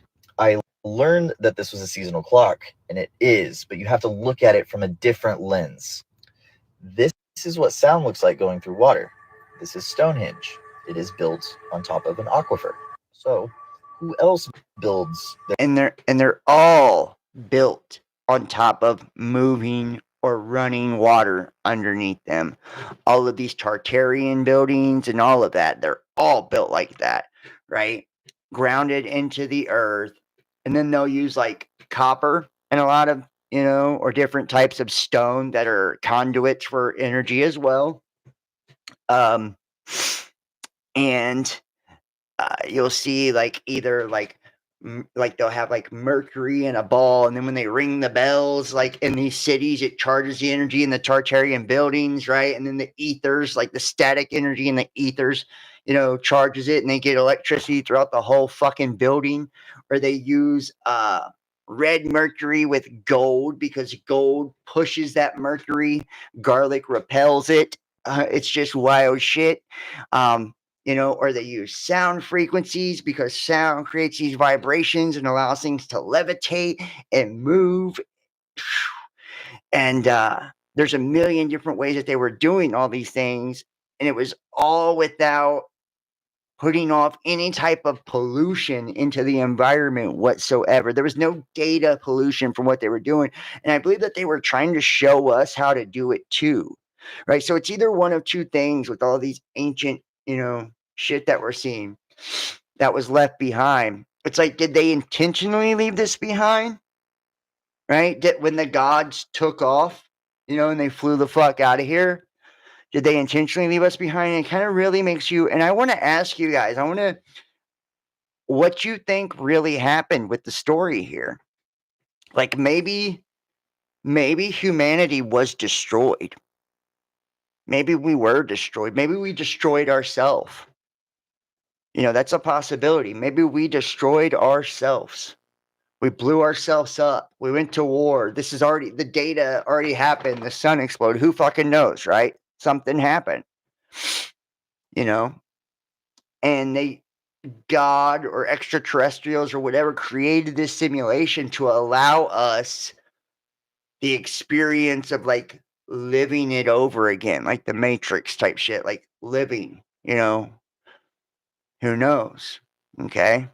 Or maybe we created it for ourselves. Maybe we are the grays, right? And that's us in the future. And we create this simulation for us to come back and relive our past, in this holographic simulation. These are just different theories I have. Or maybe we were conquered, like I said, for the last 6,000 years, and we just get reset every time we get close to a level 2 civilization. It resets, right? Because the data becomes too much. It creates magnetic anomalies. It shifts the poles. Everyone's destroyed almost, It's a restart. It's a restart. A new version of the simulation. A new era. And, then there's also that they're benevolent.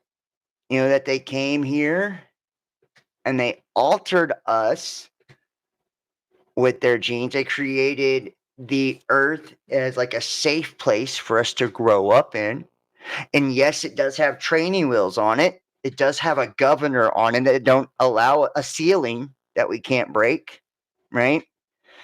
And it's so we can train and learn to become a responsible civilization and mature, and then they'll let us out of the simulation and go into outside of the simulation into the real world or the real reality, and maybe that's what heaven and everlasting life and all of that stuff is, right, within the religions. I'm just throwing some ideas out here. I would really love to know what you guys think.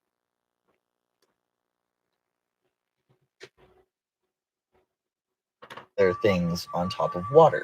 Well, I showed you in the last video that pretty much everybody builds their best stuff on top of water, even Tesla. Light goes through it. Light can melt the hardest things on the planet when focused, and when used for communication, it's the fastest way to do that. It looks like a pattern of sound. Sound travels fastest through solids and can destroy cities if it's a big enough wave.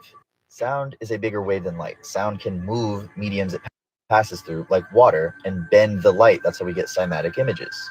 You can see this in the twinkling of stars as well. Our technology sends ones and zeros through light. Let's pretend everything around us is made of a very unique vibration that can be expressed in a frequency. Or you can grow crops with it.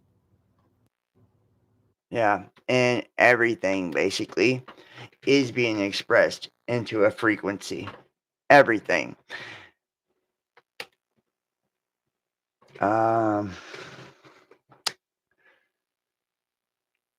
All the towers used to have healing bells. Yes, they did. And they said that warded off dark energy and negativity and all that as well.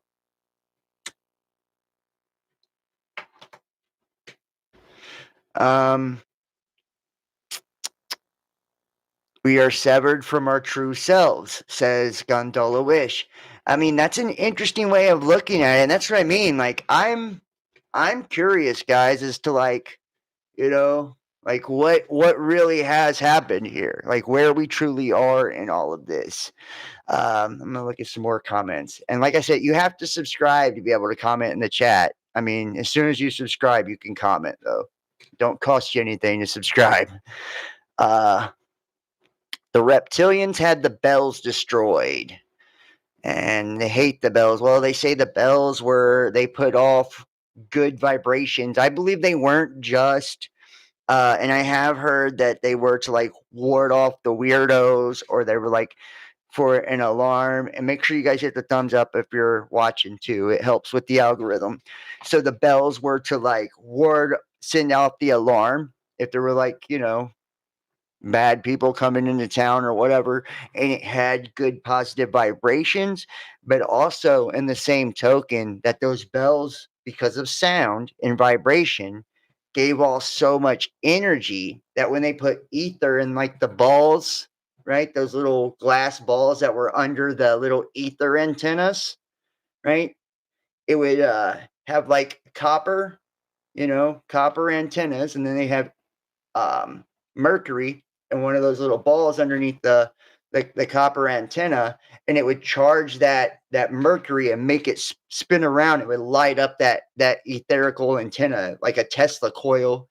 It would then get the energy out of the atmosphere as well, and it was running into the ground, grounded into the earth, and there was aquifers and running water underneath the buildings as well. And they would be charged. They would have copper wires or whatnot running through the entire building, right? And it would, basically light up the entire building. If you look at a lot of these world fairs and such, they were in the late 1800s, they were all lit up outside,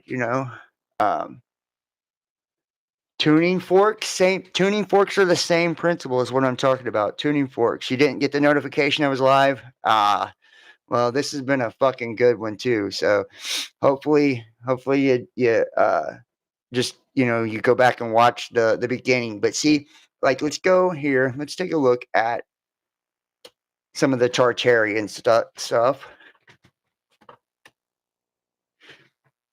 Right?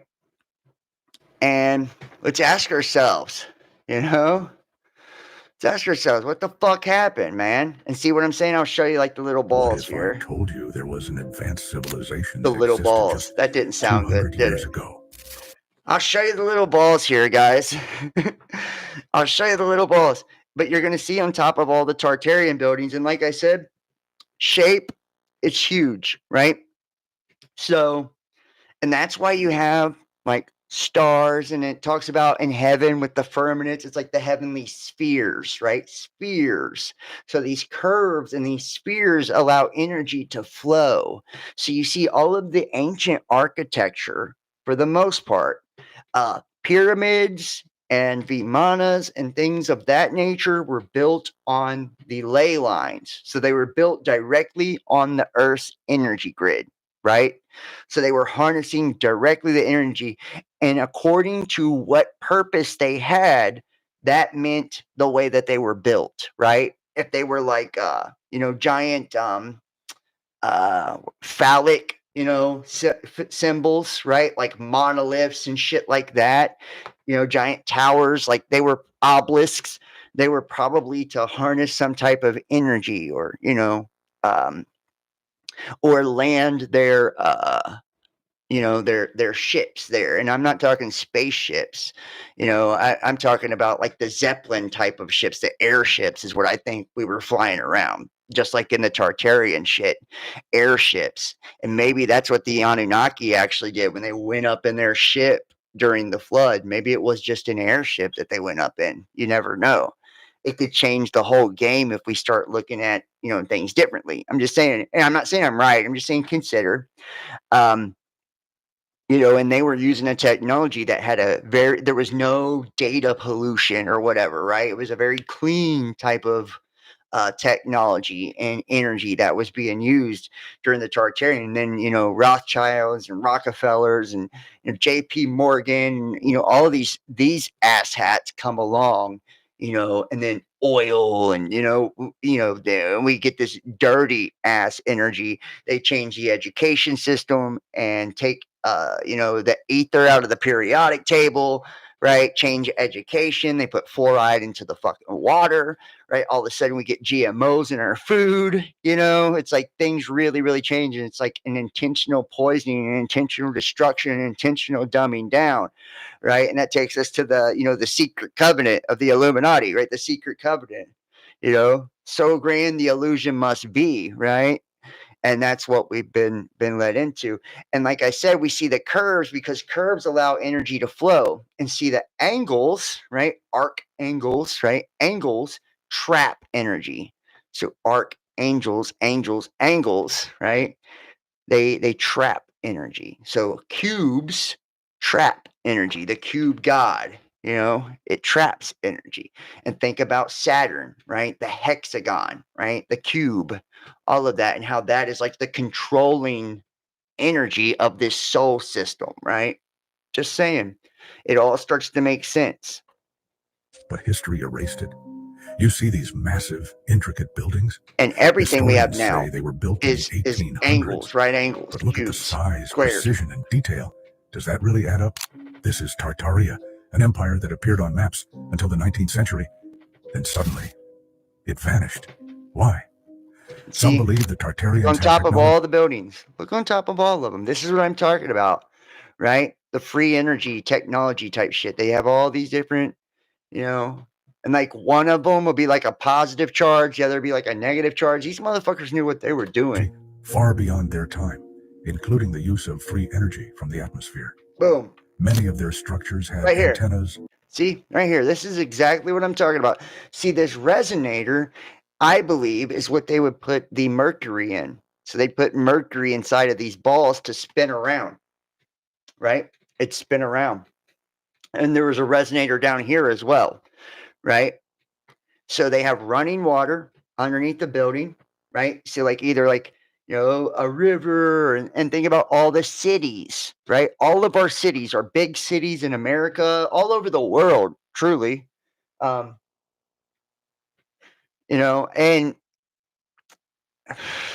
I think you'd be hard pressed to find a major city across the globe that wasn't built on some type of body of water, moving water. Anybody live in a city that hasn't been built around a body of moving water? In the chat, anybody. I live in Cincinnati. It's built on the Ohio River, right? All of these different, it's moving water, because moving water is that's the that hydroelectric energy, right? It's kinetic energy that's moving right there, right? And then anybody, I would love to hear if anybody is actually spirit flowing through the water. Okay, so this is the thing too with the water, and I don't know about spirit flowing through water. I have always heard, and you can take it or leave it for whatever it's worth, that spirits actually cannot cross bodies of moving water. That they can't cross bodies of moving water. And if you think about, the river Styx, right? You would have to get, pay the toll to get across that water, right? The river Styx when you die, in ancient, Greek mythology, right? You have to pay the toll to get across the river Styx. And they say that, spirits can actually cross the moving water. And I don't know why, but that's something I've always heard. But, they all have this water underneath them. So, where's it at? But, so they'd have the moving water underneath them. The copper, right, for the conduit, for the antenna. And you see the copper, and then like gold or whatever, right, filled with mercury. So, Copper domes and advanced wiring that resemble modern Tesla coil technology, leading some to believe they had wireless energy, similar to what Nikola Tesla was working on. They also built massive star forts, geometrically perfect Look at structures that. that some claim were designed to harness and distribute energy. Then, a mysterious event, possibly a mud flood, wiped them out, burying entire cities. Many old buildings today And have look at that. windows and doors below street See? level, as if they were built See how they're all before something buried covered them. underwater still? And here's It's the like late craziest part. 1800s After or this, early, history books erased yeah, Tartaria, I think it's late and the world 1800s, was early rebranded 1900s. as we know it today. What if I told you there Right was an there. advanced Yeah. civilization that Fucking, existed just you know, and I'm going to turn the sound off, but I just want you to see one more time, right? Like our cities no longer look like this, right? You can see the electricity, all of the antennas on every single thing. You know, this is from our last reset. And then think about World War One after all of this, World War II. This is after the World's Fairs came and took all of this shit down, you know, all of this shit down, right? Tesla and its free energy, right? And we've done all the fossil fuels and everything. It's like you really got to start thinking, you know, how the fuck has this happened to all of us, you know?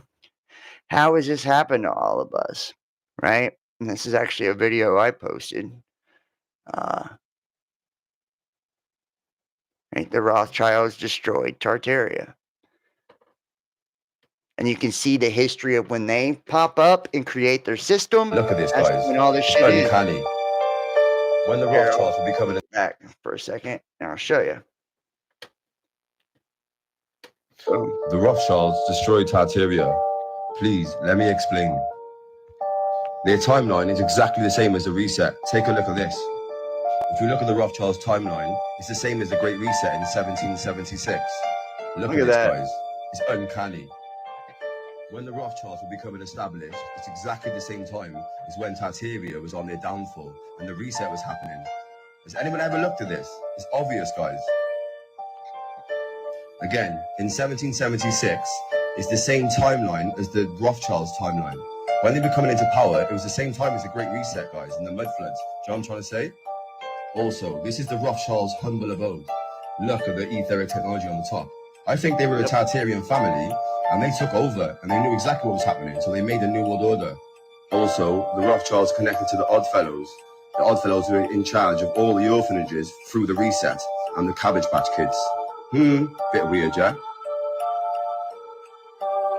Also, the Rothschilds funded all the wars, and the wars were only there to destroy all of the old world architecture, guys. Ain't it really adding up now? Understand? And last but not least, the Rothschilds loaned £400,000 back in 1850s. Today, that would be 4.7 billion to the Catholic Church. Come on, guys. They took it from old world to new world, can't you see? And they also destroyed all of the world fairs. Yeah. Yep. And if you see how the dates just all line up, right? And this is like how we've gotten to this modern fucking new world order, right? And you'll see fucking video after video after fucking video, you know, of this shit, man, and how deep it goes. And this is their old technology. You know, we were at a different place, you know, and how does it, you know, pole movements and magnetic anomalies, right? One can only guess, right? One can only guess. Let me go over here. Got one more thing for you guys. Then we're going to go to another clip going back to this simulation, and we're going to hop into the Atlantis part and show you this destruction of Atlantis, right? And what's going to happen. If you haven't followed me on Facebook, make sure to follow me. I'm about to hit 20,000 over here. So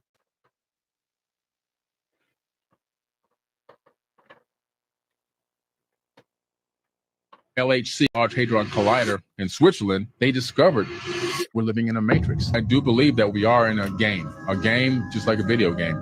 Just like in a video game, you can go left or right, and the next screen or the next frame appears as you need it. The same thing happens here in the real world. We discovered this now through quantum physics. You're not at home right now. I'm not at home. Our house exists as a wave of potentials. It doesn't exist as solid matter right now because we're not looking at it. Wow. Until we turn the corner and see the house, then it exists again. You're right, though. That's so Yeah. trippy to think about. Yeah, Right. we're in a simulation, and you said they just found evidence of it. It's a double-slit. And it's not, yeah, double-slit experiment. If you see it, Schrodinger's cat in quantum mechanics, Schrodinger's cat is a thought experiment concerning quantum superposition. And the thought experiment, a hypothetical cat in a closed box may be considered to be simultaneously both alive and dead while it is unobserved, as a result of its fate being linked to a random subatomic event that may or may not occur. So think about this, and this is fucking crazy. This is crazy. Schrodinger's cat with a flask of poison and a radioactive source connected to a Geiger counter are placed in a sealed box, right? The quantum description uses a superposition of an alive cat and the one that's died, right? So if it's not being observed, right, then both the poison, the radiation has unleashed the poison on the cat in one scenario and it hasn't in the other. So it's both alive and dead at the same time. Both it is and it isn't at the same time, right? Because it's not being observed. And we're all in this state of alive and dead at the same time. And everything else, like our house, they say, like in a video game, how you see, say you're playing Grand Theft Auto or some open world game, right? As you're walking through the world begins to manifest and appear, right? Because you're observing it, right? But it doesn't exist until you're there to observe it, right? This is just more proof that we're living in a simulation, right? So this experiment viewed this way described the paradox that the thought experiment was devised to illustrate Schrodinger saw the problems of the Copenhagen interpretation of quantum mechanics. In the original formulation, a cat, flask of poison, and a radioactive source are placed in a sealed box. If an internal radiation monitor, such as a Geiger counter, detects radioactivity, the flask is shattered, releasing the poison, which kills the cat. If no decaying atoms trigger the monitor, the cat remains alive. The Copenhagen interpretation implies that the cat is therefore simultaneously alive and dead. And this is like kind of like if a tree falls in the forest, right? Will anyone hear it? Right? That type of thing. Yet when one looks in the box, one sees the cat, or will it make a sound, right? One sees the cat either alive or dead, not both alive and dead. So this poses the question of what exactly quantum superposition ends and reality resolves into one possibility or the other. Okay, so this is like to get you to understand the superposition, and this is how quantum computers are made. Qubits, right? Qubits are actually, it has ones and zeros of the bits within the computers. So the qubits allow it to be in a superposition, right? To be either one, like this cat here, basically, right? And that's the quantum computation.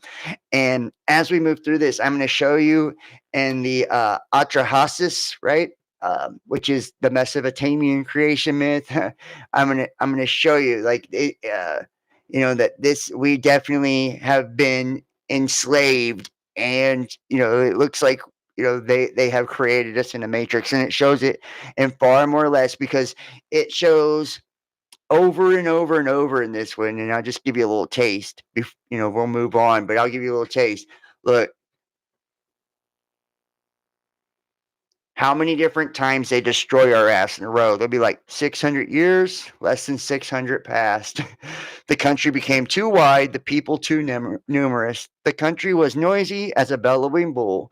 The god, which means the lofty ones, right? The god grew restless at their racket. And it wasn't, and remember the noise, and I don't know if I've told you guys this before. So when we look at, how Enlil in Enki's World Order, or the Lost Book of Enki, gets tired of humanity's noise, right? And a lot of people say it was them having sex, right? And that's what I've always heard too, till I actually looked into the etymology of all of this. Not so much, right? It's one interpretation of it, but it's not actually. When it says that he was aggravated at their noise, angry at their noise, it was their thoughts. That was the noise he was talking about, right? So when they're saying here in the Atrahasis that the humans were noisy as a bellowing bull, right? Noisy as a bellowing bull. The God, or the lofty ones, right? The heavenly ones, those from the heavens came, grew restless at their racket. So these gods were in some type of, they were like a social memory complex or a hive mind, right? And so they shared, like they were telepathic and shared some type of consciousness wave to where they could all hear each other's thoughts. There was nothing hidden from them. And so they can hear our thoughts as well, but we can't hear all of theirs, right? So they were hearing all of our thoughts and everything, and it was too noisy. They didn't want to be able to hear our psychic energy, our thoughts, our consciousness was far too noisy because we're at such a lower consciousness, and that's what made them want to destroy us, and that's crazy. And you'll see each one. And now there was one, Atrahasis, whose ears was open to his god Enki. He would speak with his God and his God with him, in which Enki means I am who I am, right? He's so as well. He's also Lord of the earth and Lord of the water. He made his voice heard, and I'll show you over and over and over. And see, they can't sleep, they can't get their rest. Right now, what type of rest would you get? Like peace and rest. It'd be like when you are in the other realm, like you're dead, right? Like in the spirit realm. I can't get rest. I can't get peace. And these are gods, remember, deities. They're outside of the simulation, outside of the matrix. So he would cut off the food supplies. He would get them sick, and we'll get all through this. But I just want to show you how over and over and over, it's the same type of year, 600 years, 600 years, 600 years, right? They're destroying them over and over and over. Cut off food from the people, scatter the people, no vegetation sprouted. When the 6th year arrived, like it's over and over and over. So we'll get into this one here as we move, more into the stuff. But I just wanted to show you real quick. Like, see, even there's evidence that we have been, placing these things. And look, this is even in the news now, new news. Like, why do authorities quickly stop any excavations almost every single time when a potential history-changing discovery is made, right? Are they trying to hide something? So much of our past is kept hidden from us, just like in the case of the chambers of Gunung Padang in Indonesia or Göbekli Tepe in Turkey. Gunung Padang, I'm probably saying that wrong, Padang is a giant megalithic structure in West Java, Indonesia, was likely built thousands of years before they accepted date for the dawn of civilization. And this thing, they say it's like 26,000 fucking years old. Well, here's where things get nuts, is that here we are talking about things as far as tens of thousands of years. So we do have a site that Graham Hancock highlighted in season 1 of Ancient Apocalypse called Gunung Padang in Indonesia. And Jamie, I have a folder on this. Gunung Padang. So this pyramidal structure could potentially be 27,000 years old. It's hotly debated. But as Graham Hancock highlighted, there is a subterranean tunnel and chamber which may have those dates, and it's not being excavated. And a geologist, Danny Nanavajawa, I never pronounce it correctly. Forgive me, Danny. But he is a geologist that analyzed the ground penetrating radar, and he said there's strong likelihood that it's man-made. Now, the skeptics, the academics will say, well, it's probably just a lava tube because the structure is volcanic in nature. But something interesting has happened. That back in 2014, the Indonesian government said that they were willing to allocate unlimited resources. And also too, he said that it was volcanic in nature. Remember what we were talking about earlier, that these cataclysms that would happen after, you know, these the data and all this from the technology. So maybe the volcanic structures was after, you know, this thing had been used for some type of technological, you know, something. Constructed during the last ice age, sometime between 25,000 and 14,000 years ago, the new research reveals that the famous Indonesian site is believed to be older than the famed pyramids of Egypt by several thousands of years, and even older than the 12,000-year-old stoneworks of Göbekli Tepe in modern-day Turkey, making it the oldest known feat of engineering of its kind. And they use ground-penetrating radar as well, right? And Göbekli Tepe will not be fully excavated. Why? Because the World Economic Forum has infiltrated the world's oldest, largest, and most mysterious ancient structure and has halted its excavation. And notice it's got similar as what we've seen, you know, with the Stonehenge, right? All of this looks very similar in nature. These are just different devices, technological devices to harness frequency and energy and for technology. And it says more than 100 key pillars that contain answers to our lost past will remain underground indefinitely. And how fucking about that? The real reason they're trying to stop people from digging at Göbekli Tepe. When you're talking about Göbekli Tepe, one of the things that Jimmy Corsetti has talked about recently in his YouTube show is that they have stopped excavation and they've planted trees above some of the areas, which is very strange. It is. Very, And very strange. they want the excavation to resume in 150 years. Yes. So what would be a logical reason to not excavate these fascinating ancient sites that are at least 11,000 years old? Generally, with any archaeological site, they don't excavate more than 5% of it, and often less than 2% of it. Is that And think about wanting to resume in 150 fucking years. When Mr. Giorgiani was talking about in 200 to 300 years is when this cataclysm will happen. Right? How crazy is that? because of funds? It's often because of funds, but it's also because of the feeling that as technology improves, more may be learnt from these sites in the future. And I don't know, we're getting some little lag on this. So, and I want to ask you, please, please, please, to hit the like for me. Hit the thumbs up if you guys are in the chat. That's how the algorithm pushes us. All the thumbs up. It's free to do.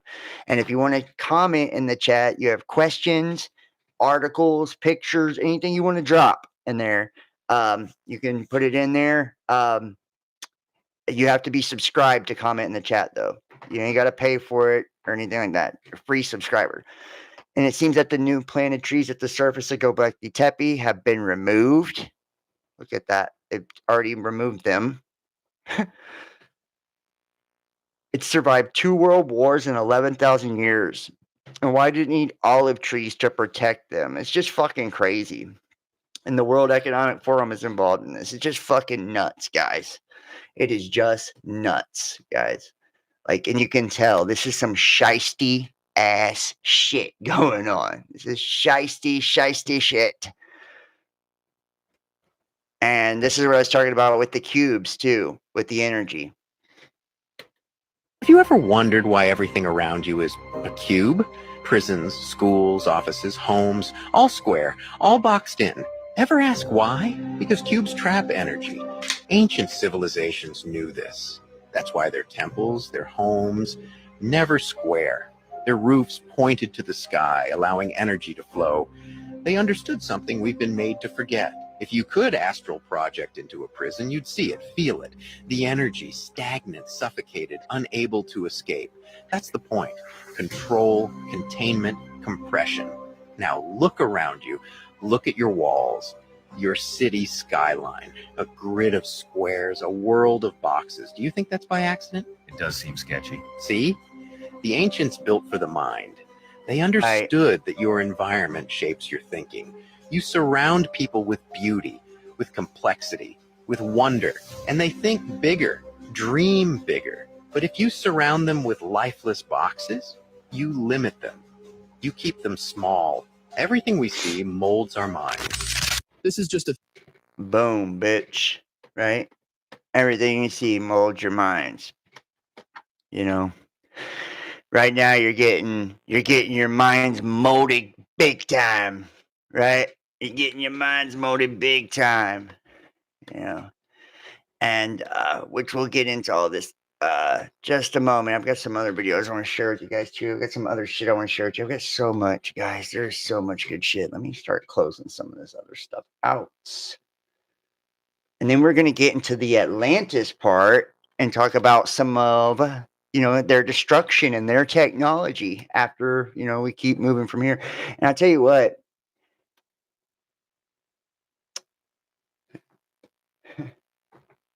we're at this point, and this is what I was talking about with the E equals MC squared, this exchange of energy to mass to energy. See, E equals MC squared states that energy is equivalent to mass, right? So energy is neither created nor destroyed. So when we're storing that data on these storage devices and all these fucking massive quantum computers and AI systems and fucking satellites and all of this shit that's taking place with technology in the modern technological era, and that has been taking place since the Industrial Revolution. And then we've seen the magnetic anomalies with the migration of magnetic pole, right, towards Siberia, mass migration. I mean, fucking cooking, right? Like, especially over the last 100 years. And then we've watched it double, right? Over 50 years and double over the last 20, and then double again over the last decade, okay? Which they'll probably double over this next 5 years, right? In speed of how it's moving, which showing a magnetic shift in polarity, a polarity shift, a pole shift, which would create crustal displacement. We already see other anomalies as well when we look at the sun, right? And the sun giving off, and we have solar maximums and solar minimums, where you got to think, when these solar maximums are taking place and we have coronal mass ejections, these are bursts of information. These are bursts of energy that are coming out of the sun, right? And it's being trapped and creating those greenhouse gases and all of that, okay? And I believe that's how we get, and I've talked about this, like my theory on that gets trapped at the top of the ionosphere. And that's why we see the different color auroras and shit like that now, because each color represents different types of gases, right? Whether it's like, pink is helium and, shit like that, right? So that's why we'll see like pink skies and, different looking skies now. But we have the nanoparticulates and the heavy metals that are being dumped out of the back of these planes, right? The smart dust and shit, right? Barium, aluminum, strontium. And I believe this is to refract light back out into space, right? To not allow that information to come through, to not allow that radiation to come through our ionosphere, our magnetic field, okay? Which is probably not a good thing, probably not a good thing at all. Or it could be also to trap all of this data and shit down here with us and not let it go outside of the earth. I don't know what the hell it is, honestly, and why they're doing it. I think there's a multitude of reasons, but we know that when the sun goes into maximums and minimums, that the sun's activity has a direct effect. And it's because of the radiation it's giving off. That radiation has a effect on our genetics and our DNA, right? It mutates our DNA.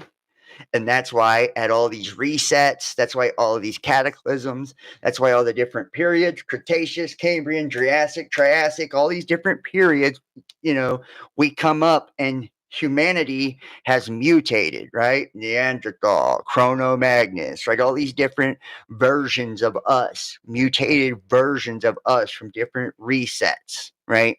Animals the same way. The species on the planet, they change or mutated by these different cycles of the sun, because when the sun is giving off, it's in a maximum, it's giving off more energy, more information, more radiation, like I said, which is transmuting or mutating our genetics, but it also affects with our brains too, right? And the way that our impulses fire and allows us to live longer, allows us to be more intelligent, allows us to be more active, right? All of this is affecting, and you wonder, how there was giants and stuff, maybe these were different ages, more pure ages of energy, and there wasn't so many things that were affecting us with negative frequency and negative vibrations, right? So there's nowhere for these energies to go. So when they're putting up all these heavy metals do get inside of us, and they clog our natural antennas and allow us to tune into these dirty energies, right? That they have with Starlink and the 5G and 6G and all that fucking bullshit, right? So you see here, this means that the mass and energy are different forms of the same thing. Mass and energy, different forms of the same thing, and can be converted into each other. In essence, it signifies that a small amount of mass can release a tremendous amount of energy and vice versa. So this small amount of mass, take you back to, does storage have a weight? Does storage have a weight? No, but what does it have? What does it have, class? It has a small amount of mass. Small amount of mass. Small amount of mass. And what can it do with a small amount of mass? Think about a fucking atomic bomb. Think about an atomic bomb.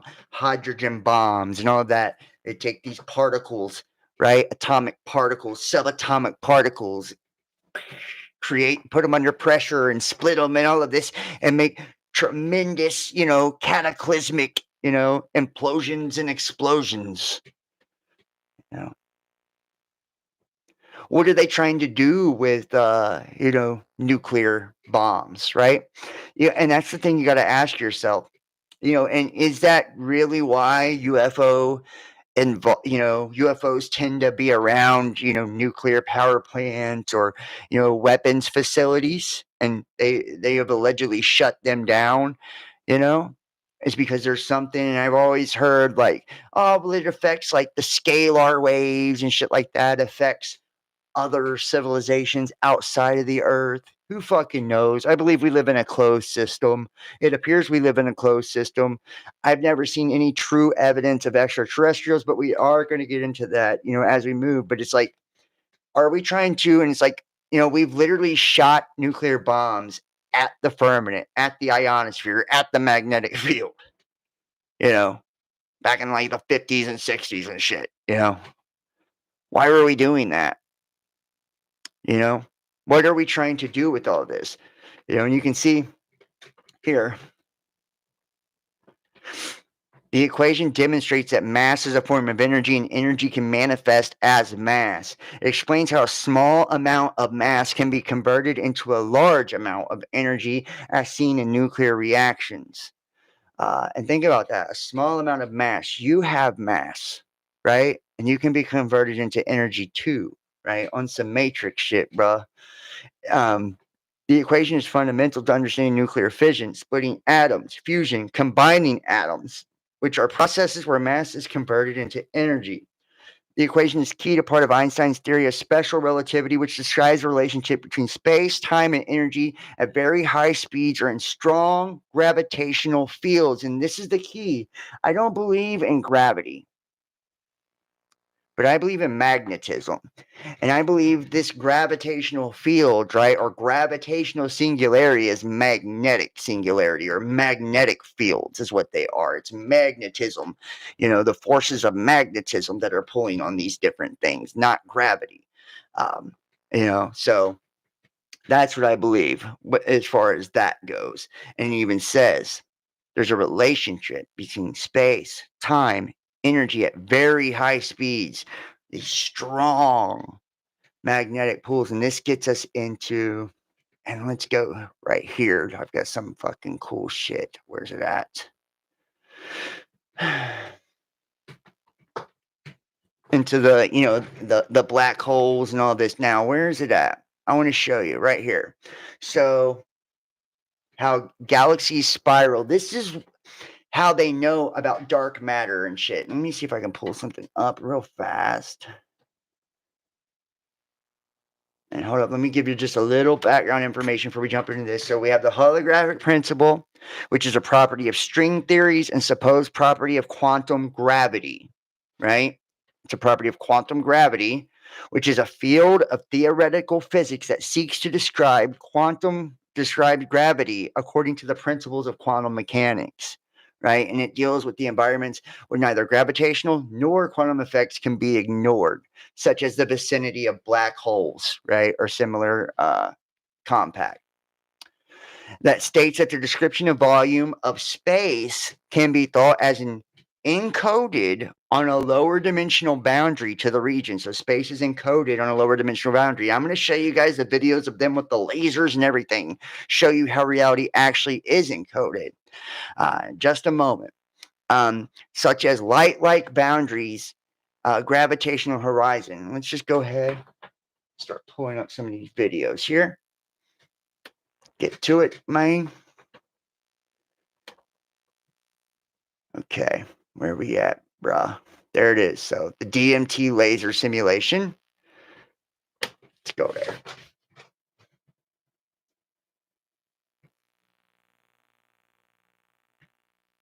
One of the most important things to pay attention to is that you're looking through the laser, not at the diffraction pattern that falls on the wall. So even if you're sitting 2 or 3 feet away, like we're seeing here, you want to be looking at beyond the light, like you're looking through the window versus looking at the surface of the window.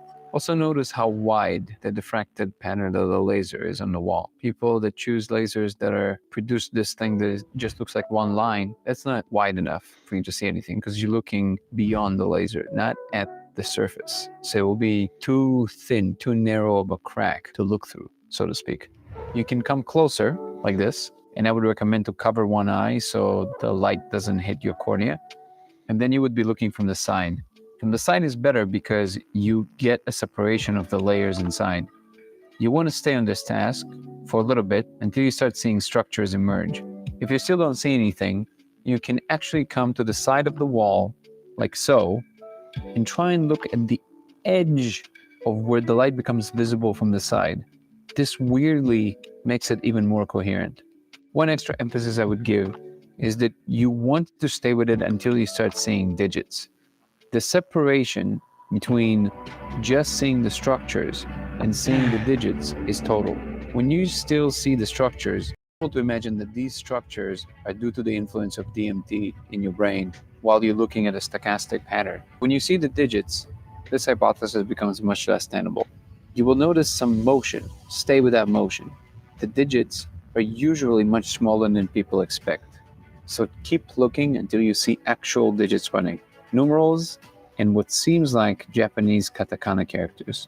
If you're using a glass of water like here, what you can do, you can either look into the glass of water, into the little reflections that you can see inside the glass. And then what you want to do is to mimic the gesture that we do when we go a little bit cross-eyed, which you will notice is the same gesture that your eyes are doing when you're trying to look beyond something. It's also very similar to what we have to do when we're trying to look at a magic eye image. To anybody who's not familiar, the magic eye is a visual illusion that we put on a two-dimensional paper. And when you do a certain thing with your attention, all of a sudden see a three-dimensional image in there. But it's embedded in there. It's designed to do that. And the gesture you do with your eyes, if you're familiar with magic eye, is very similar to what we're trying to do here.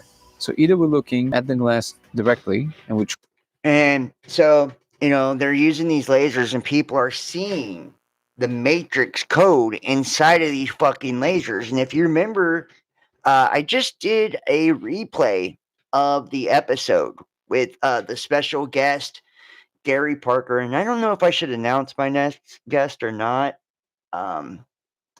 but I'm going to have a journalist and writer, Guy Crittenden. He's coming on probably this week if we can get it set up for this week. But I had Gary Parker, right, come on, and we did a replay on this channel like last week or something. And he was showing that photo of the Great Pyramid, and it had that same type of thing, like a multi-dimensional, to where you would look at it different angles and see, like a holographic, basically, view into the picture, multiple things. So, very interesting. And where am I at here? Got more stuff, guys. Give me a second.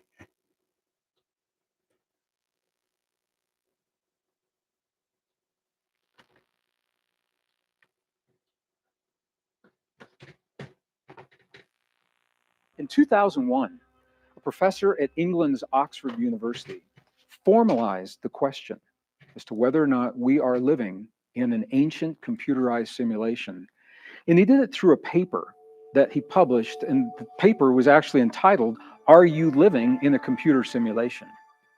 The paper itself is complex, and it identifies three possibilities, three possible scenarios that may be unfolding in our lives right now and in our future, and using a process of a very complex algorithm with many variables that represent the real world as we know it today. He concluded that at least one of these scenarios is actually happening right now. Let's take a look at this process, and I'm going to spend a little bit of time developing this idea because the rest of this series is based upon what we're doing right now. So it's important that we understand precisely what this algorithm is telling us, what the calculations are telling us, and what the conclusions for this study are really showing us about our world today. But before we get to the paper itself, there's a term that I need to define. The term is post-human. A post-human civilization. And it makes a fuck ton of sense in a couple of these scenarios, fam. Like, so think about it. If we are in this simulation that's got this cap on it and it resets and it's destroyed over and over and over, this transhumanist cyborg agenda, this post-human agenda, that seems like anti-human, right? This alien agenda. It would almost make sense for this transition or assimilation, right, into this to escape our biological selves or allow our consciousness to migrate into something else, to change vessels or whatever, right? The post-human. That way we don't get stuck in this simulation when it resets again, right? That way we're not limited to the physical reality any longer, right? So you can see one way that this could be beneficial, detaching our consciousness, from the simulation itself. And then in another way, you could see where if we were hijacked and we are enslaved, in fact, or we're enslaved in the past and we're trapped inside of here, like the post-human thing would be like the final process of ending you, right? Turning you into pure energy, removing that human element and only leaving the pure energy. There's like a few different ways you can look at these things, like totally assimilated into the machine world. And that, these are machines that are feeding off of us, using us for energy. Because remember, mass is energy. Energy is mass, so we could be a farm, an energy farm. And think about how the Anunnaki, they talk about how they created a slave race, right, to mine for gold. And remember what gold means, okay, in the spiritual and esoteric terms. It means spirit. It can mean the heavens, right? Heaven, the heavens, but it can also mean your soul, your spirit, right? Gold. And gold was what replaced their atmosphere on Nibiru, right? And Nibiru being that dark star, that destroyer, like, presence or whatever, right? That, and if we look at like the Colburn Bible, which was written on brass, right? This pre-Diluvian text, in the dark days and all of this, and what it did to our planet when this thing came by, this destroyer. And they didn't describe it as a planet or anything. They didn't know what the fuck it was. If you remember, and I can pull the Colburn up and show you like the 3 chapters. They just call it the destroyer. They didn't say it was a planet at all. They just said it turned the water to wormwood or rotten, and anybody that drank the water died. That everything went crazy. There was fire everywhere, earthquakes everywhere. It sounds exactly like what the guy was talking about earlier, Mr. Giorgiani, about this data apocalypse and shit. Like all these things would happen at once. We're going to look at a few different ways of crustal displacement, everything, Hapgood and what he said. We're going to look at a few of these things, so it's like maybe and these shars, which we think is 2,600 years. I've heard the galactic year is 26 million, right? So if you think about that, these 2,600 year shars could actually be 26 million years. And that's how often they come around. 26 million years, right? And we go into like, we think it's a black hole, but it's some of these it's some of this dark matter in what we would call these gravitational singularity, right?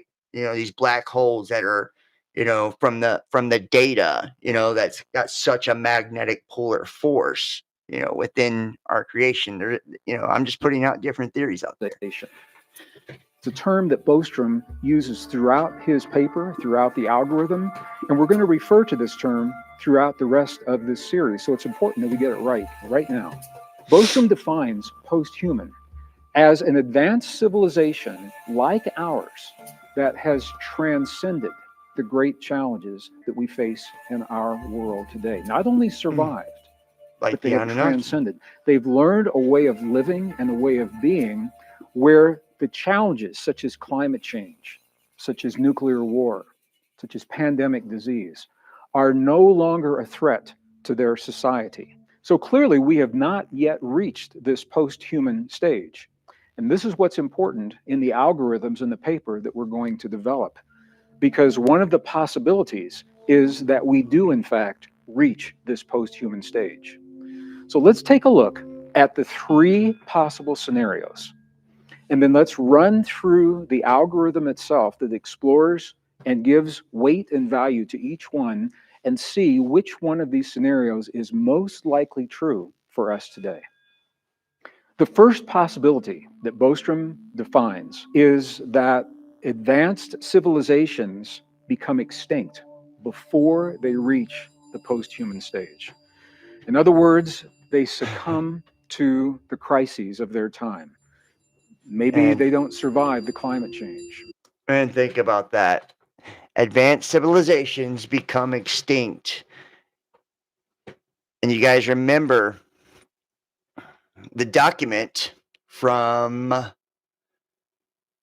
the other day when we were doing, where's it at here? Oh, Lord, I've got some good shit tonight. Just a lot of stuff here. Is this it? No, that's not it. That's the Atrahasis. Cosmic Pulse, Alien Races, which I can't wait to get into some of this stuff, guys. It's just fucking crazy. It's the Mars exploration document from the Project Stargate is what I'm looking for. Mars Exploration Project Stargate. I have to find it real quick.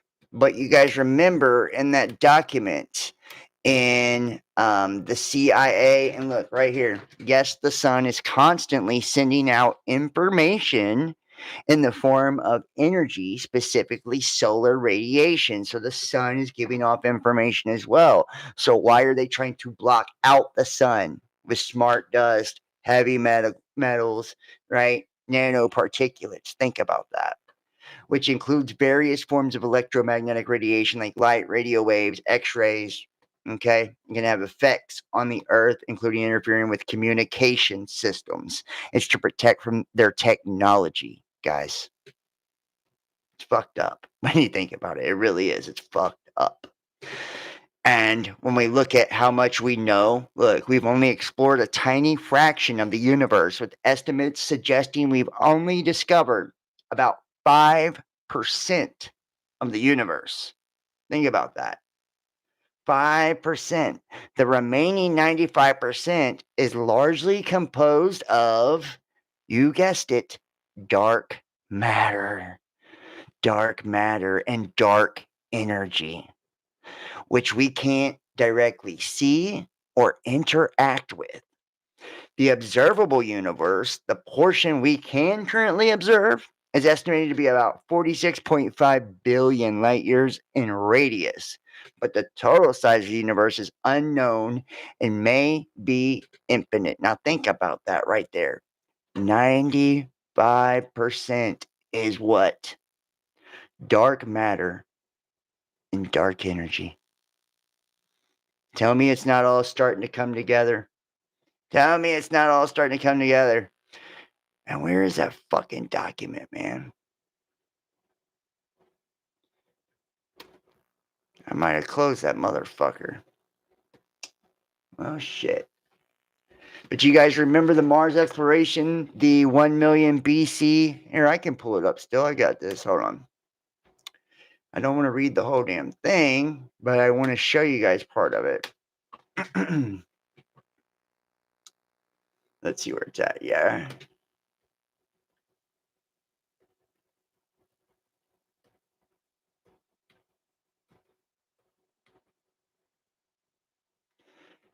And what did we see in that document? Is this it? Is this it? CIA one. It might be. We'll try this one. I think it's it. It's a CIA document. Yeah, this is it. Mars exploration. Fuck yeah. All right. And remember, this is like a remote viewing assignment where he was looking at the pictures from with the Pioneer or whatever, Voyager or Pioneer, whichever one, like looked at, planet Mars and, seen all of that. Okay. And this is supposed to be 1 million years BC.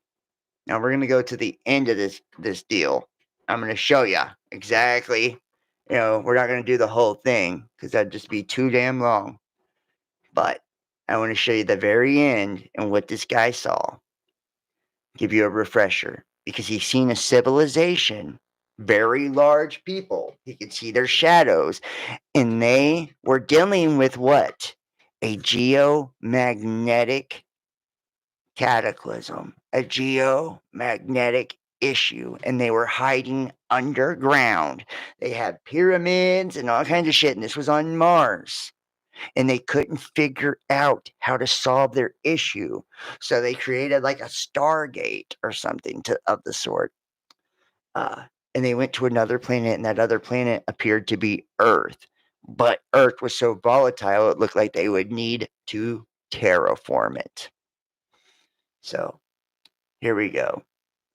And I'm going to just read very fast through some of this stuff, okay? And not all of it. Not all of it.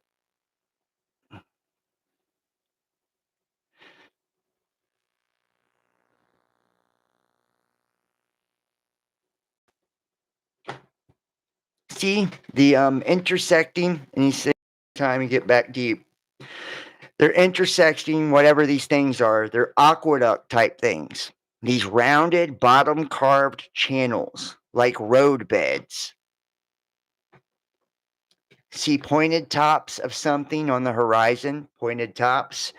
Even the horizon looks funny and weird. It's like a different, misty It's like really far away, very vague. I see pyramids. Can't tell if it's overlay or not because they're different. Do these pyramids have insides and outsides? They got both, and they're huge.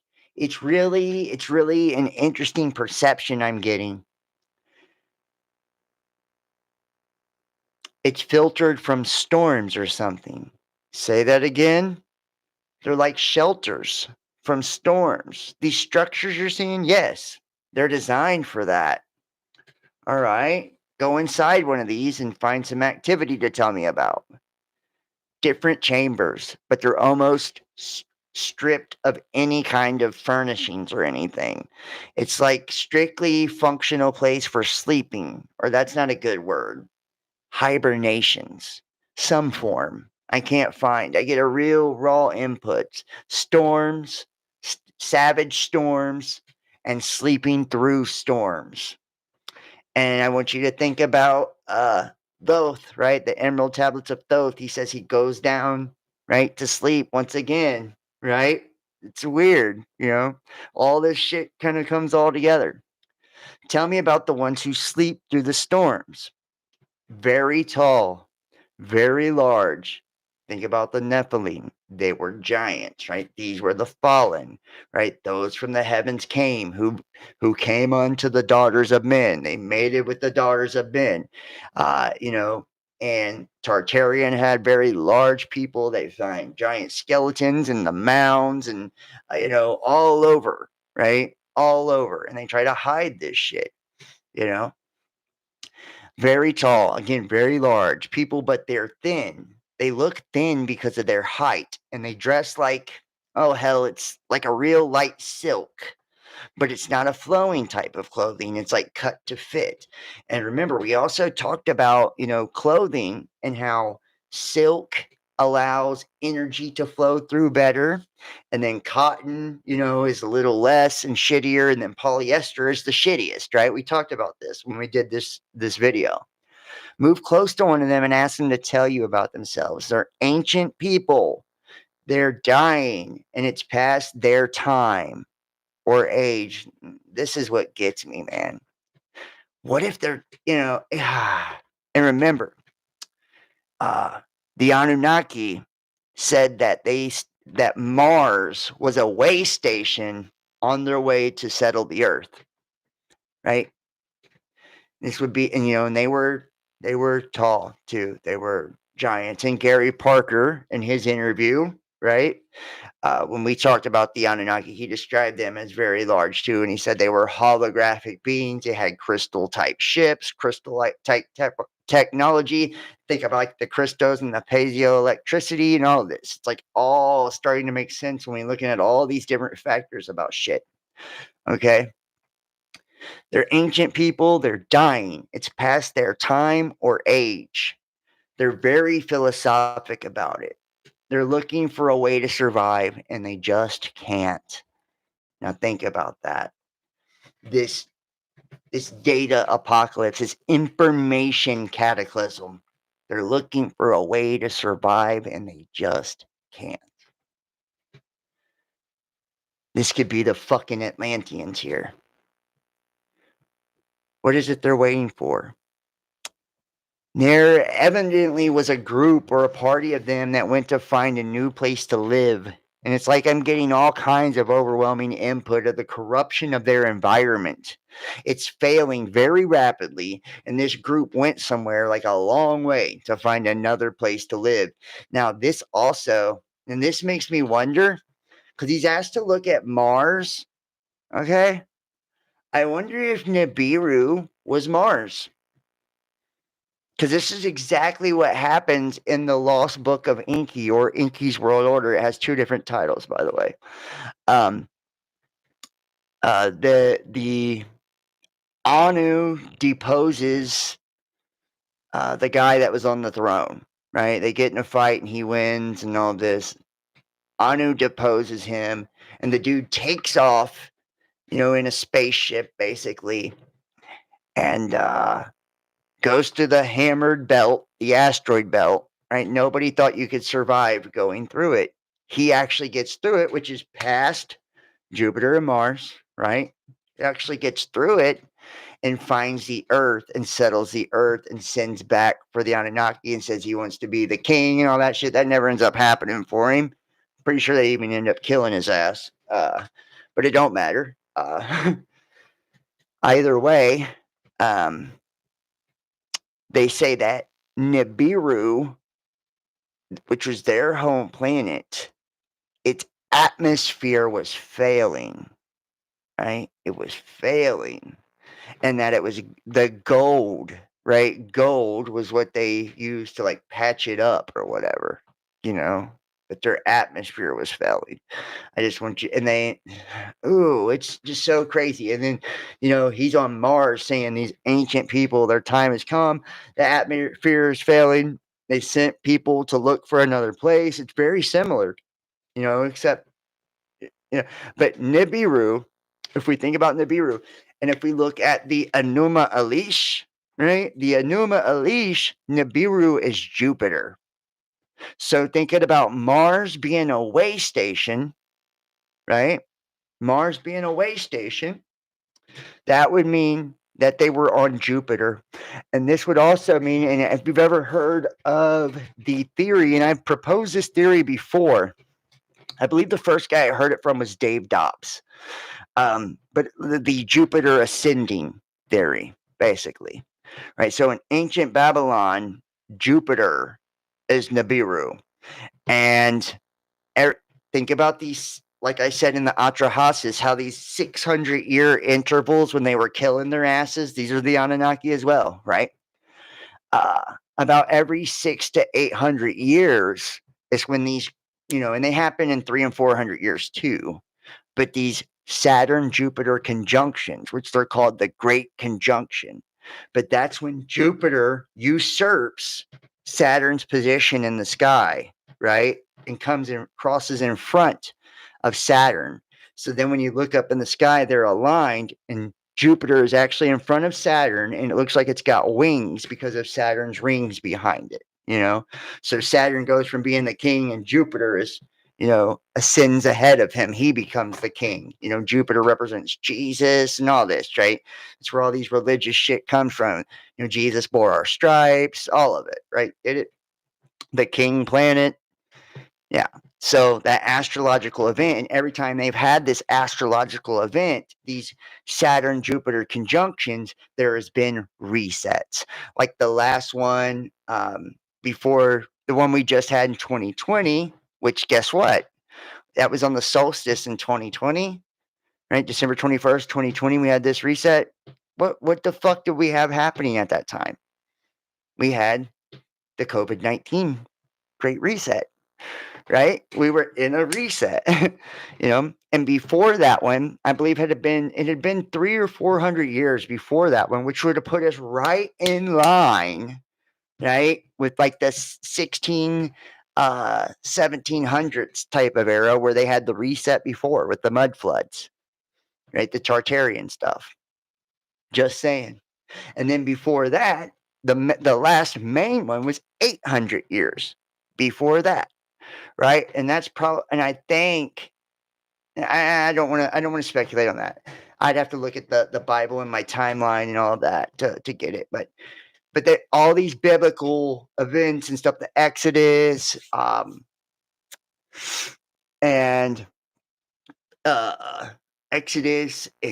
Sodom and Gomorrah and Joshua's long day, right? Like the tilting of the planet, the sun stood still in the sky. Like all of these things could be from the same type of cataclysmic stuff. And who even knows, like Nibiru, Jupiter, there's no telling what's actually going on with all this. But it's said that it's a star, it's its own star as well, right? And it's on a different type of orbit. It's got a bunch of moons, like its own system. And then instead of going around like the other ones, it's got like this oblong elliptical orbit. And that every every 12,000 years or so, it will come past the Earth and actually go over top of the Earth. So Jupiter ascending, and think about the Hollywood movies. It goes like it flies over, the Earth, according to this theory. you know? So, and if you think about all of that, like, you know, where they're putting blood on the door like the Jews were, right, in Egypt, you know, I'm just saying, man, you know, and they worship Jupiter, right? Peter, right? So, all that, guys. I'm just, you know, so Jupiter, like I said, um, Mars was a way station. They needed gold, and Jupiter is Nibiru in the Enuma Elish. They use the word Nibiru, and I can pull it up and show you right here that it is the same thing. They are synonymous, and I just, you know, laid all that other stuff out for you. So there evidently was a group or a party of them that went to find a new place to live. It's like I'm getting all kinds of overwhelming input, the corruption of their environment, failing very, very rapidly. The group went somewhere like a long way to find another place to live. What was the cause of the atmospheric disturbance or the environment disturbance? I see a picture of like it's almost a warp, and this is difficult. It's like it's almost a warp. Think about that. I see a picture of like almost a warp. Oh God. And then what's he say? What's the fuck he say after this? The raw data. The raw data. Right? I get a globe. It's like a globe that goes through a comet's tail. A globe that goes through a comet's tail. Does this kind of like sound like a fucking black hole or something? Like a globe that goes through a comet's tail. What? It's through a river of something, but it's all very cosmic. It's like space pictures. All right, now before you leave, this individual asked him if there's any way, ask him if he knows who you are, any way you can help him in his predicament. All I can get is that they must wait. He doesn't know who I am, think he perceives me as a hallucination or something. When the others left, these people are waiting. When the others left, how did they go? I get an impression. It looks like the inside of a large boat. Very round walls, shiny and metal. And there's a theory that it was the moon. That they left in our moon. That our moon is a ship. Very round, right? Very large wall, round boat. They left in a ship and, you know, the moon. And that's what they placed to the earth to terraform it and all of that. Now, go along with them on their journey and find out where it is they go. The impression of a really crazy place with volcanoes, gas pockets, strange plants, very volatile place. It's very much like going from the frying pan into the fire. Difference is there seems to be a lot of vegetation where the other place did not have it, and a different kind of storm. All right, it's time to come back. And there you go. There you go. So this is it. That's now tell me that isn't fucking crazy, y'all. That isn't crazy. And we're gonna look at a lot of shit, man. We're still not done. Not even close, guys. We're not even close. I've got so much shit I want to share with you guys on this. So much. Hopefully we can get through a lot of this.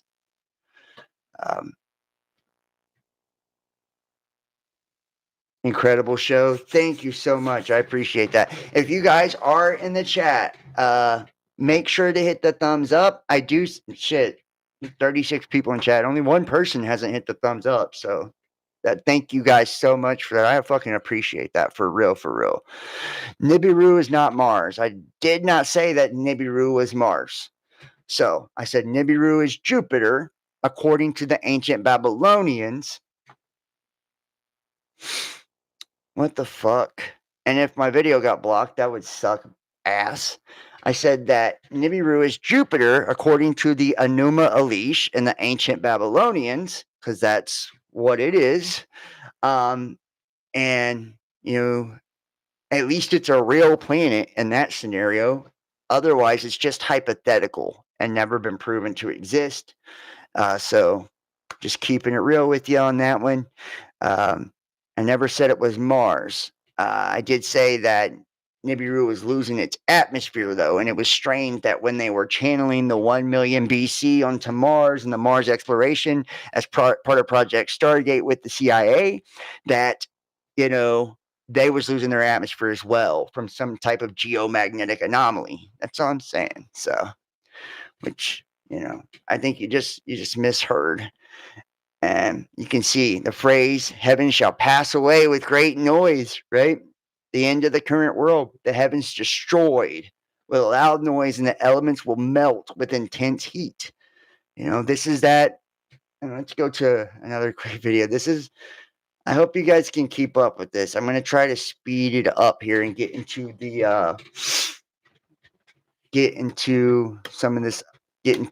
Atlantis stuff. But you see the gravitational singularity, and I got a couple of videos, and then we'll switch into the fall of Atlantis stuff. We're getting there. Gravitational singularity or space-time singularity, or simply singularity, is a theoretical condition in which gravity is predicted to be so intense that space-time itself would break down catastrophically. As such, a singularity is by definition no longer part of the regular space-time and cannot be determined by where or when. Gravitational singularities exist at a junction between general relativity and quantum mechanics. Therefore, the properties of the singularity cannot be described without an established theory of quantum gravity. Trying to find a complete and precise definition of singularities in the theory of general relativity, the current best theory of the gravity, remains a difficult problem. A singularity in general relativity can be defined by the scalar invariant curvature becoming infinite or better by a geodesic being incomplete. And the whole scalar thing, what's his name? The dude that does the UFO shit, man. I think he's kind of a whatchamacallit, a charlatan, but I think he's kind of full of shit. But he talks about how atom bombs and scalar waves. Let's see if we can pull it up and just to kind of.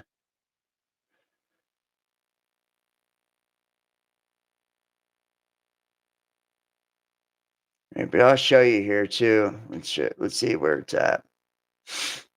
Right, so this is one of the things, that kind of shows like dark matter does have a pull on this shit. So when you see these galaxies spinning in these spirals, right? So here's one right here, right? See the spirals and spinning of the galaxies, right? The rotation under the influence of dark matter.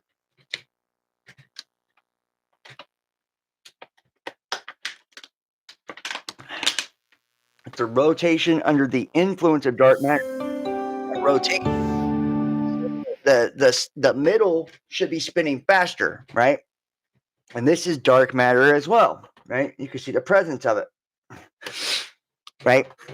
And because the outside arm of the galaxies is spinning at the same rate as the inside, it's because the pull on the edge of the galaxies because of dark matter, right? Because it's had this pull. It says astonishing 99.6% of our universe is dark.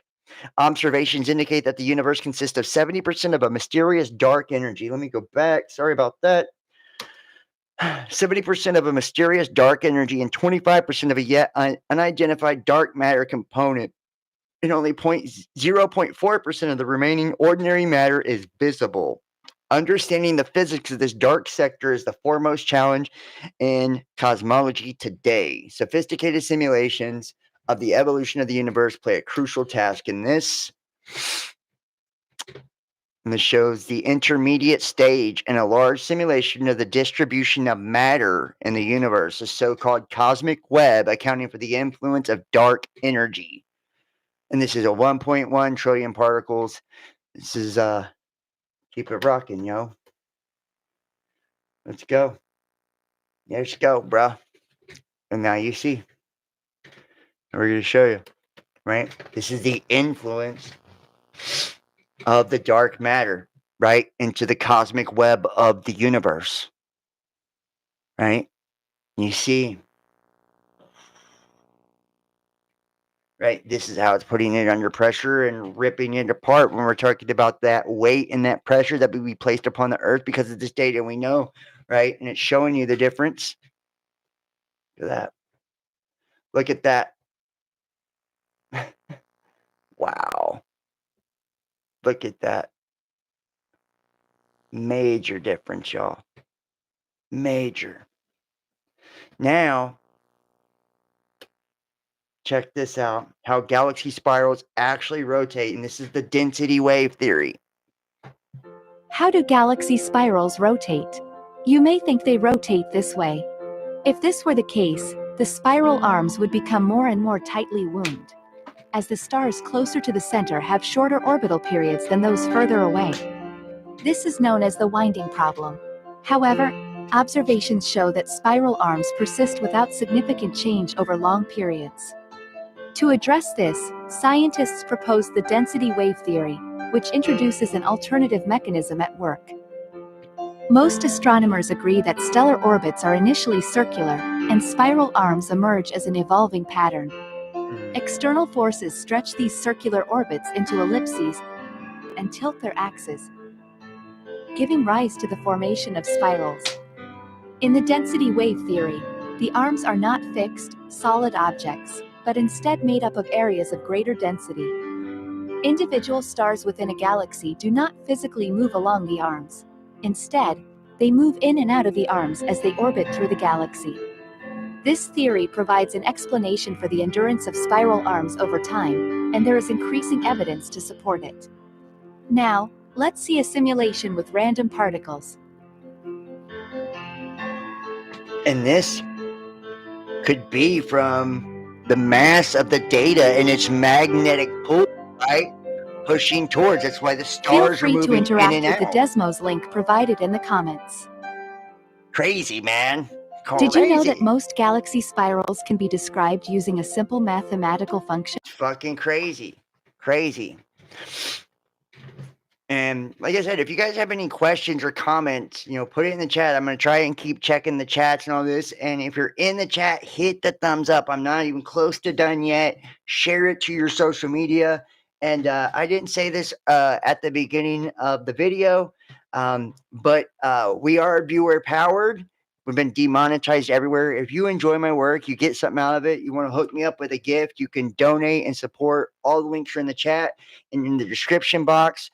I am like $100 away from the monthly goal, and that's like how I pay for all my equipment. Just got a new camera and all kinds of shit. So, you can help me if you like. I appreciate it, and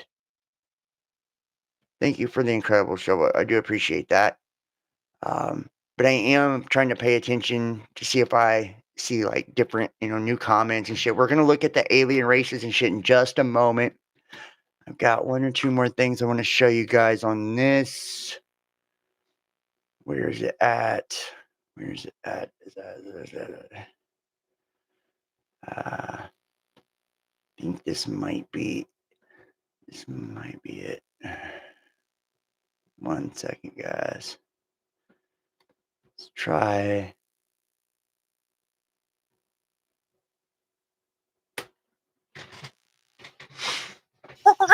The Joe Rogan Experience. Now we've gotten far enough that it's easier for me to talk about these things. All right. My model says this is a virtual reality computed by consciousness, right? And we're a piece of consciousness. Now, given that, the big thing that is in favor of aliens existing, let's just talk about aliens existing, is that there's trillions of suns out there, and there are bound to be some of them that are sort of like this, because why would this be one unique thing and all of that stuff? And if it happened here. And to speak to his what he's saying here, he's saying there's so many different suns, and we're starting to shift more towards the alien stuff. I just want to say this though. If we have like the Schrodinger's cat, like, the whole double slit thing and this observer effect where things only exist as we're viewing it, the universe could only be a byproduct of us viewing it. There could like actually be nothing anywhere else. If we live in a simulation, it essentially could be like the background data in the video game, if you will. Like the wallpaper on the fish tank. So I'm just saying that is a strong possibility, and that is a big possibility that there is no other life whatsoever inside the simulation or the matrix. And in the Bible, it even says, when it refers to God, he says, I stand with my foot on the vault of the universe. Basically, like, I stand with my foot on the door of the universe. I'm not in the universe. I'm outside of it. I stand on top of this bitch, right? Like, I'm not even in it. I stand with my foot on the vault of the universe, you know?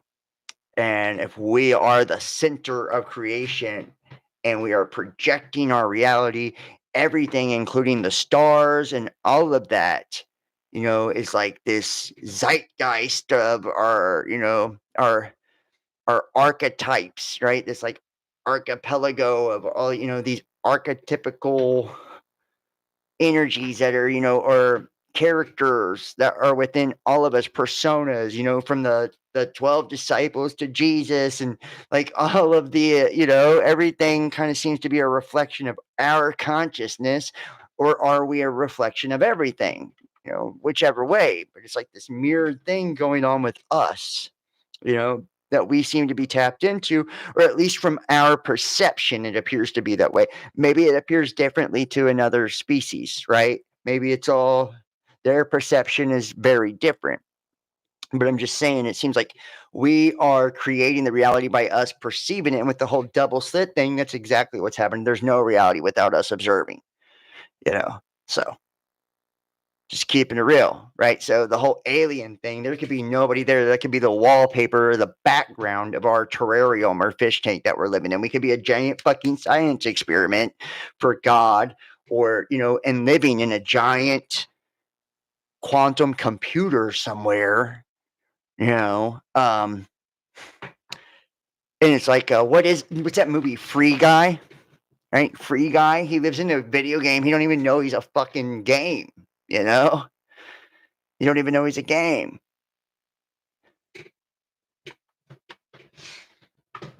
Hold on.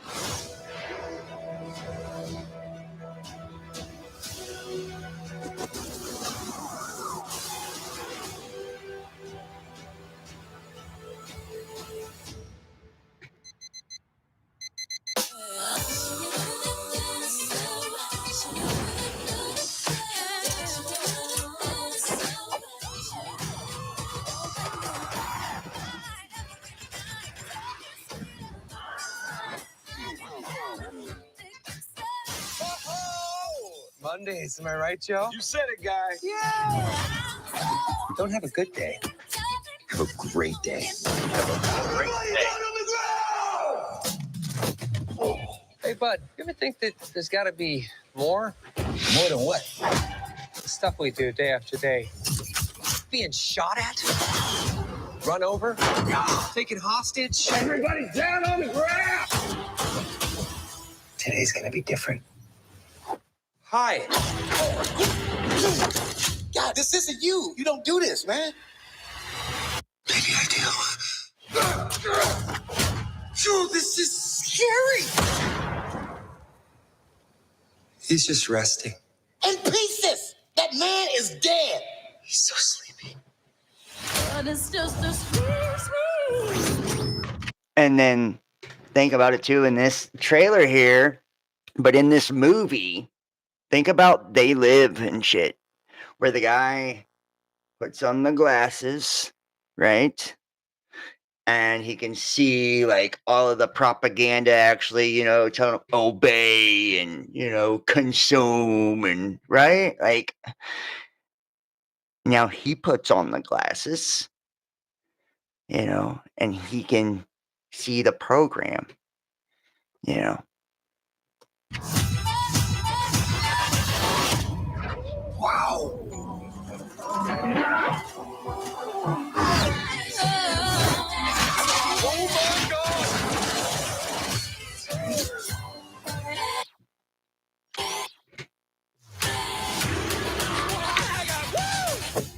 this what recreational drugs feel like?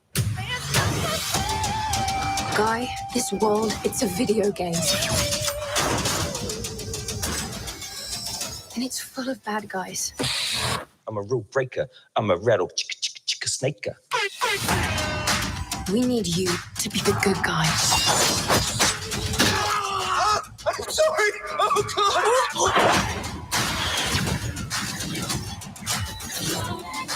Wow. Giddy up. Is that a Glock in your pocket? No, What? it's 2 blocks. Oh.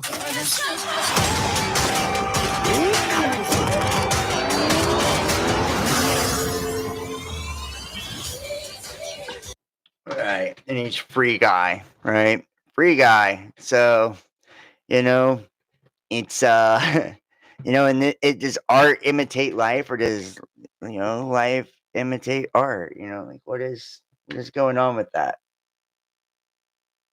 Man, what happened to my fucking video, bro? All right here. I'll go back to where we're at. The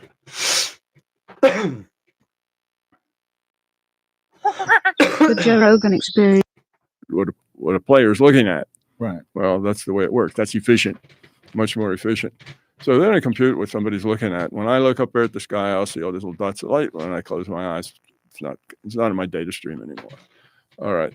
So sleep, we're not getting that data. He's talking about what I was just It's talking about a that second ago. big With universe? like we're not even witnessing the universe unless we're witnessing the universe, the whole observer thing. So Millions of suns out there, and there are bound to be some of them that are sort of like this, because why would this be one unique thing and all of that stuff? And if it happened here, then it's going to happen someplace else. The probability is such. All right, but now look at my model's view of that. That big universe is a virtual. It's just computed. If it's just computed, when we look out at all those little stars that are just little dots of light, that's what's being computed to us. It's a dot of light, nothing more. It's just, we look out there, we look away, we go to sleep. We're not getting that data anymore. It's gone. Just like, No Man's Sky started this idea that you only compute what a player's looking at. Right. Well, that's the way it works. That's efficient, much more efficient. So then I compute what somebody's looking at. When I look up there at the sky, I'll see all these little dots of light. When I close my eyes, it's not in my data stream anymore. All right. So the next question is, how many seats does this larger consciousness system need in this entropy reduction simulator? Okay. Now we reduce our entropy by the quality of the choices we make. Okay. Now, how many seats does it need? Well, you figure if there's more seats, then there's more people who are reducing their entropy, and the system is growing. And more seats, but every seat costs a price. The system has to put a data line to that and has to calculate all those interactions and how they affect other people and so on. So there's a price. Now, at some point, like all systems, this is true of all self-changing systems, is that there's a sweet point. Okay, I add another player, better. Add another player, better. Add another player, not much better. Add another player, just a teeny bit better. Add another player, more expensive. So it's the gain to cost. Somewhere, as you scale systems up, you'll get a cost to how much does it cost, and how much do you have to how much you get out of it? What's the value? So eventually, we got 9 billion people here. Well, if I add another person, is that going to help the larger conscious system evolve any more quickly? okay, hold on.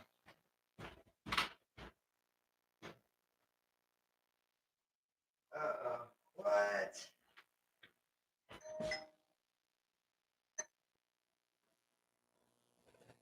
What? That is so fucking bullshit, man.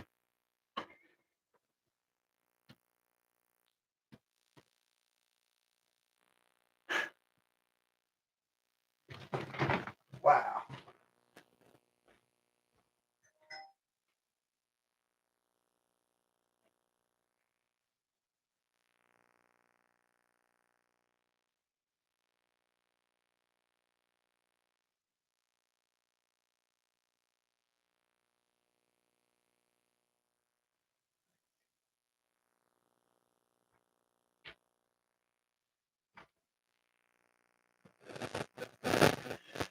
That's some bullshit.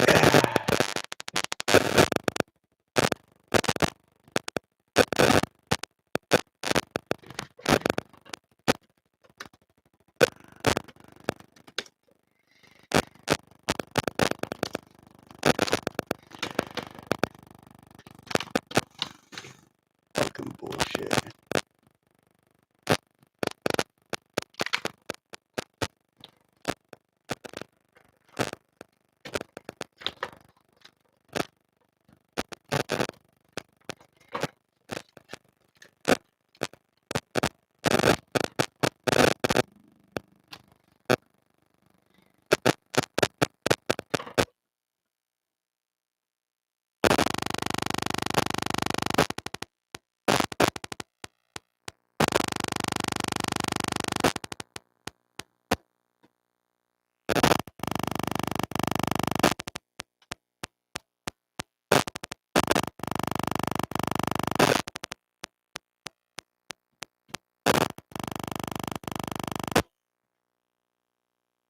Sound is distorted. We're back. Oh, okay, cool.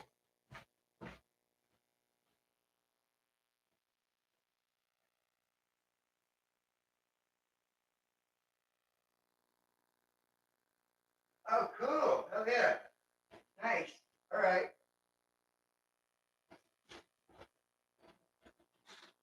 All right. Okay, guys. Sorry about that. I do apologize. I am back. That is some fuck shit right there. I guess. And hopefully I get my camera all fixed here. Give me 1 second. I was about to shut it down. I was like, fuck. I was trying to figure out how to get myself on the list. That way I don't get in trouble for copyrighted content. Build back better. Yeah, something, right?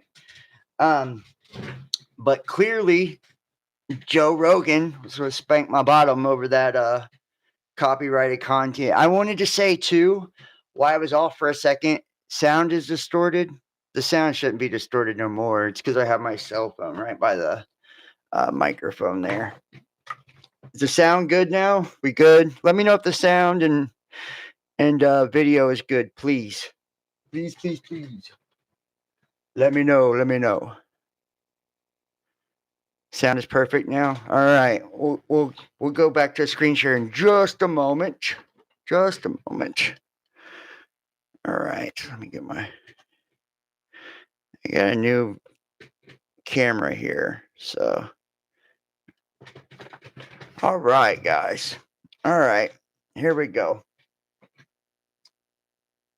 And I just want to say thank you, Ray. Whoever, I didn't see the last. I'm not going to say your last name anyways. I don't know if you even want me to, but I want to say thank you, Ray, for the donation.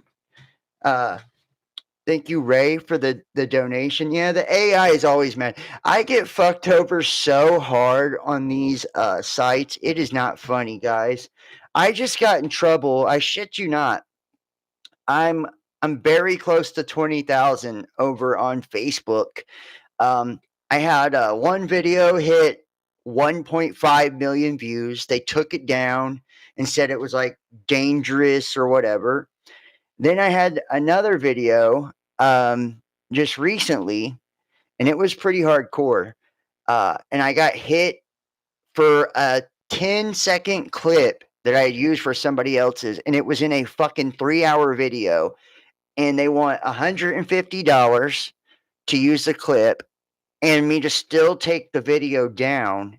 And in order to keep the video up, they want me to pay another $150. So $300 to use a 10-second clip in a 3-hour podcast, or, and they demonetize me on Facebook for that shit.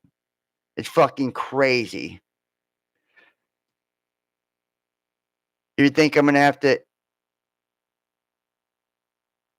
We got another violation on screen? Really? Hold on, man. Let me see what's going on. Why would you get another violation on the screen? That's crazy. I'm not showing nothing else. I'm not even showing nothing else. What?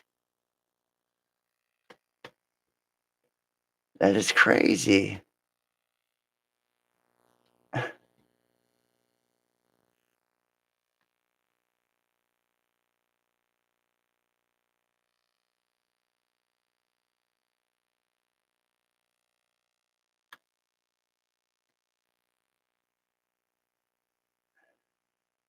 Holy shit, man. That's so crazy.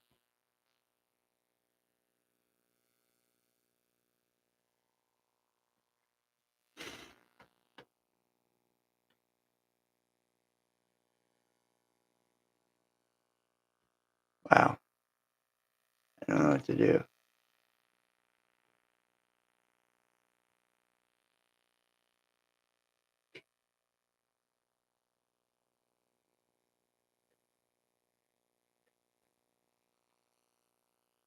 Yeah, that is not cool.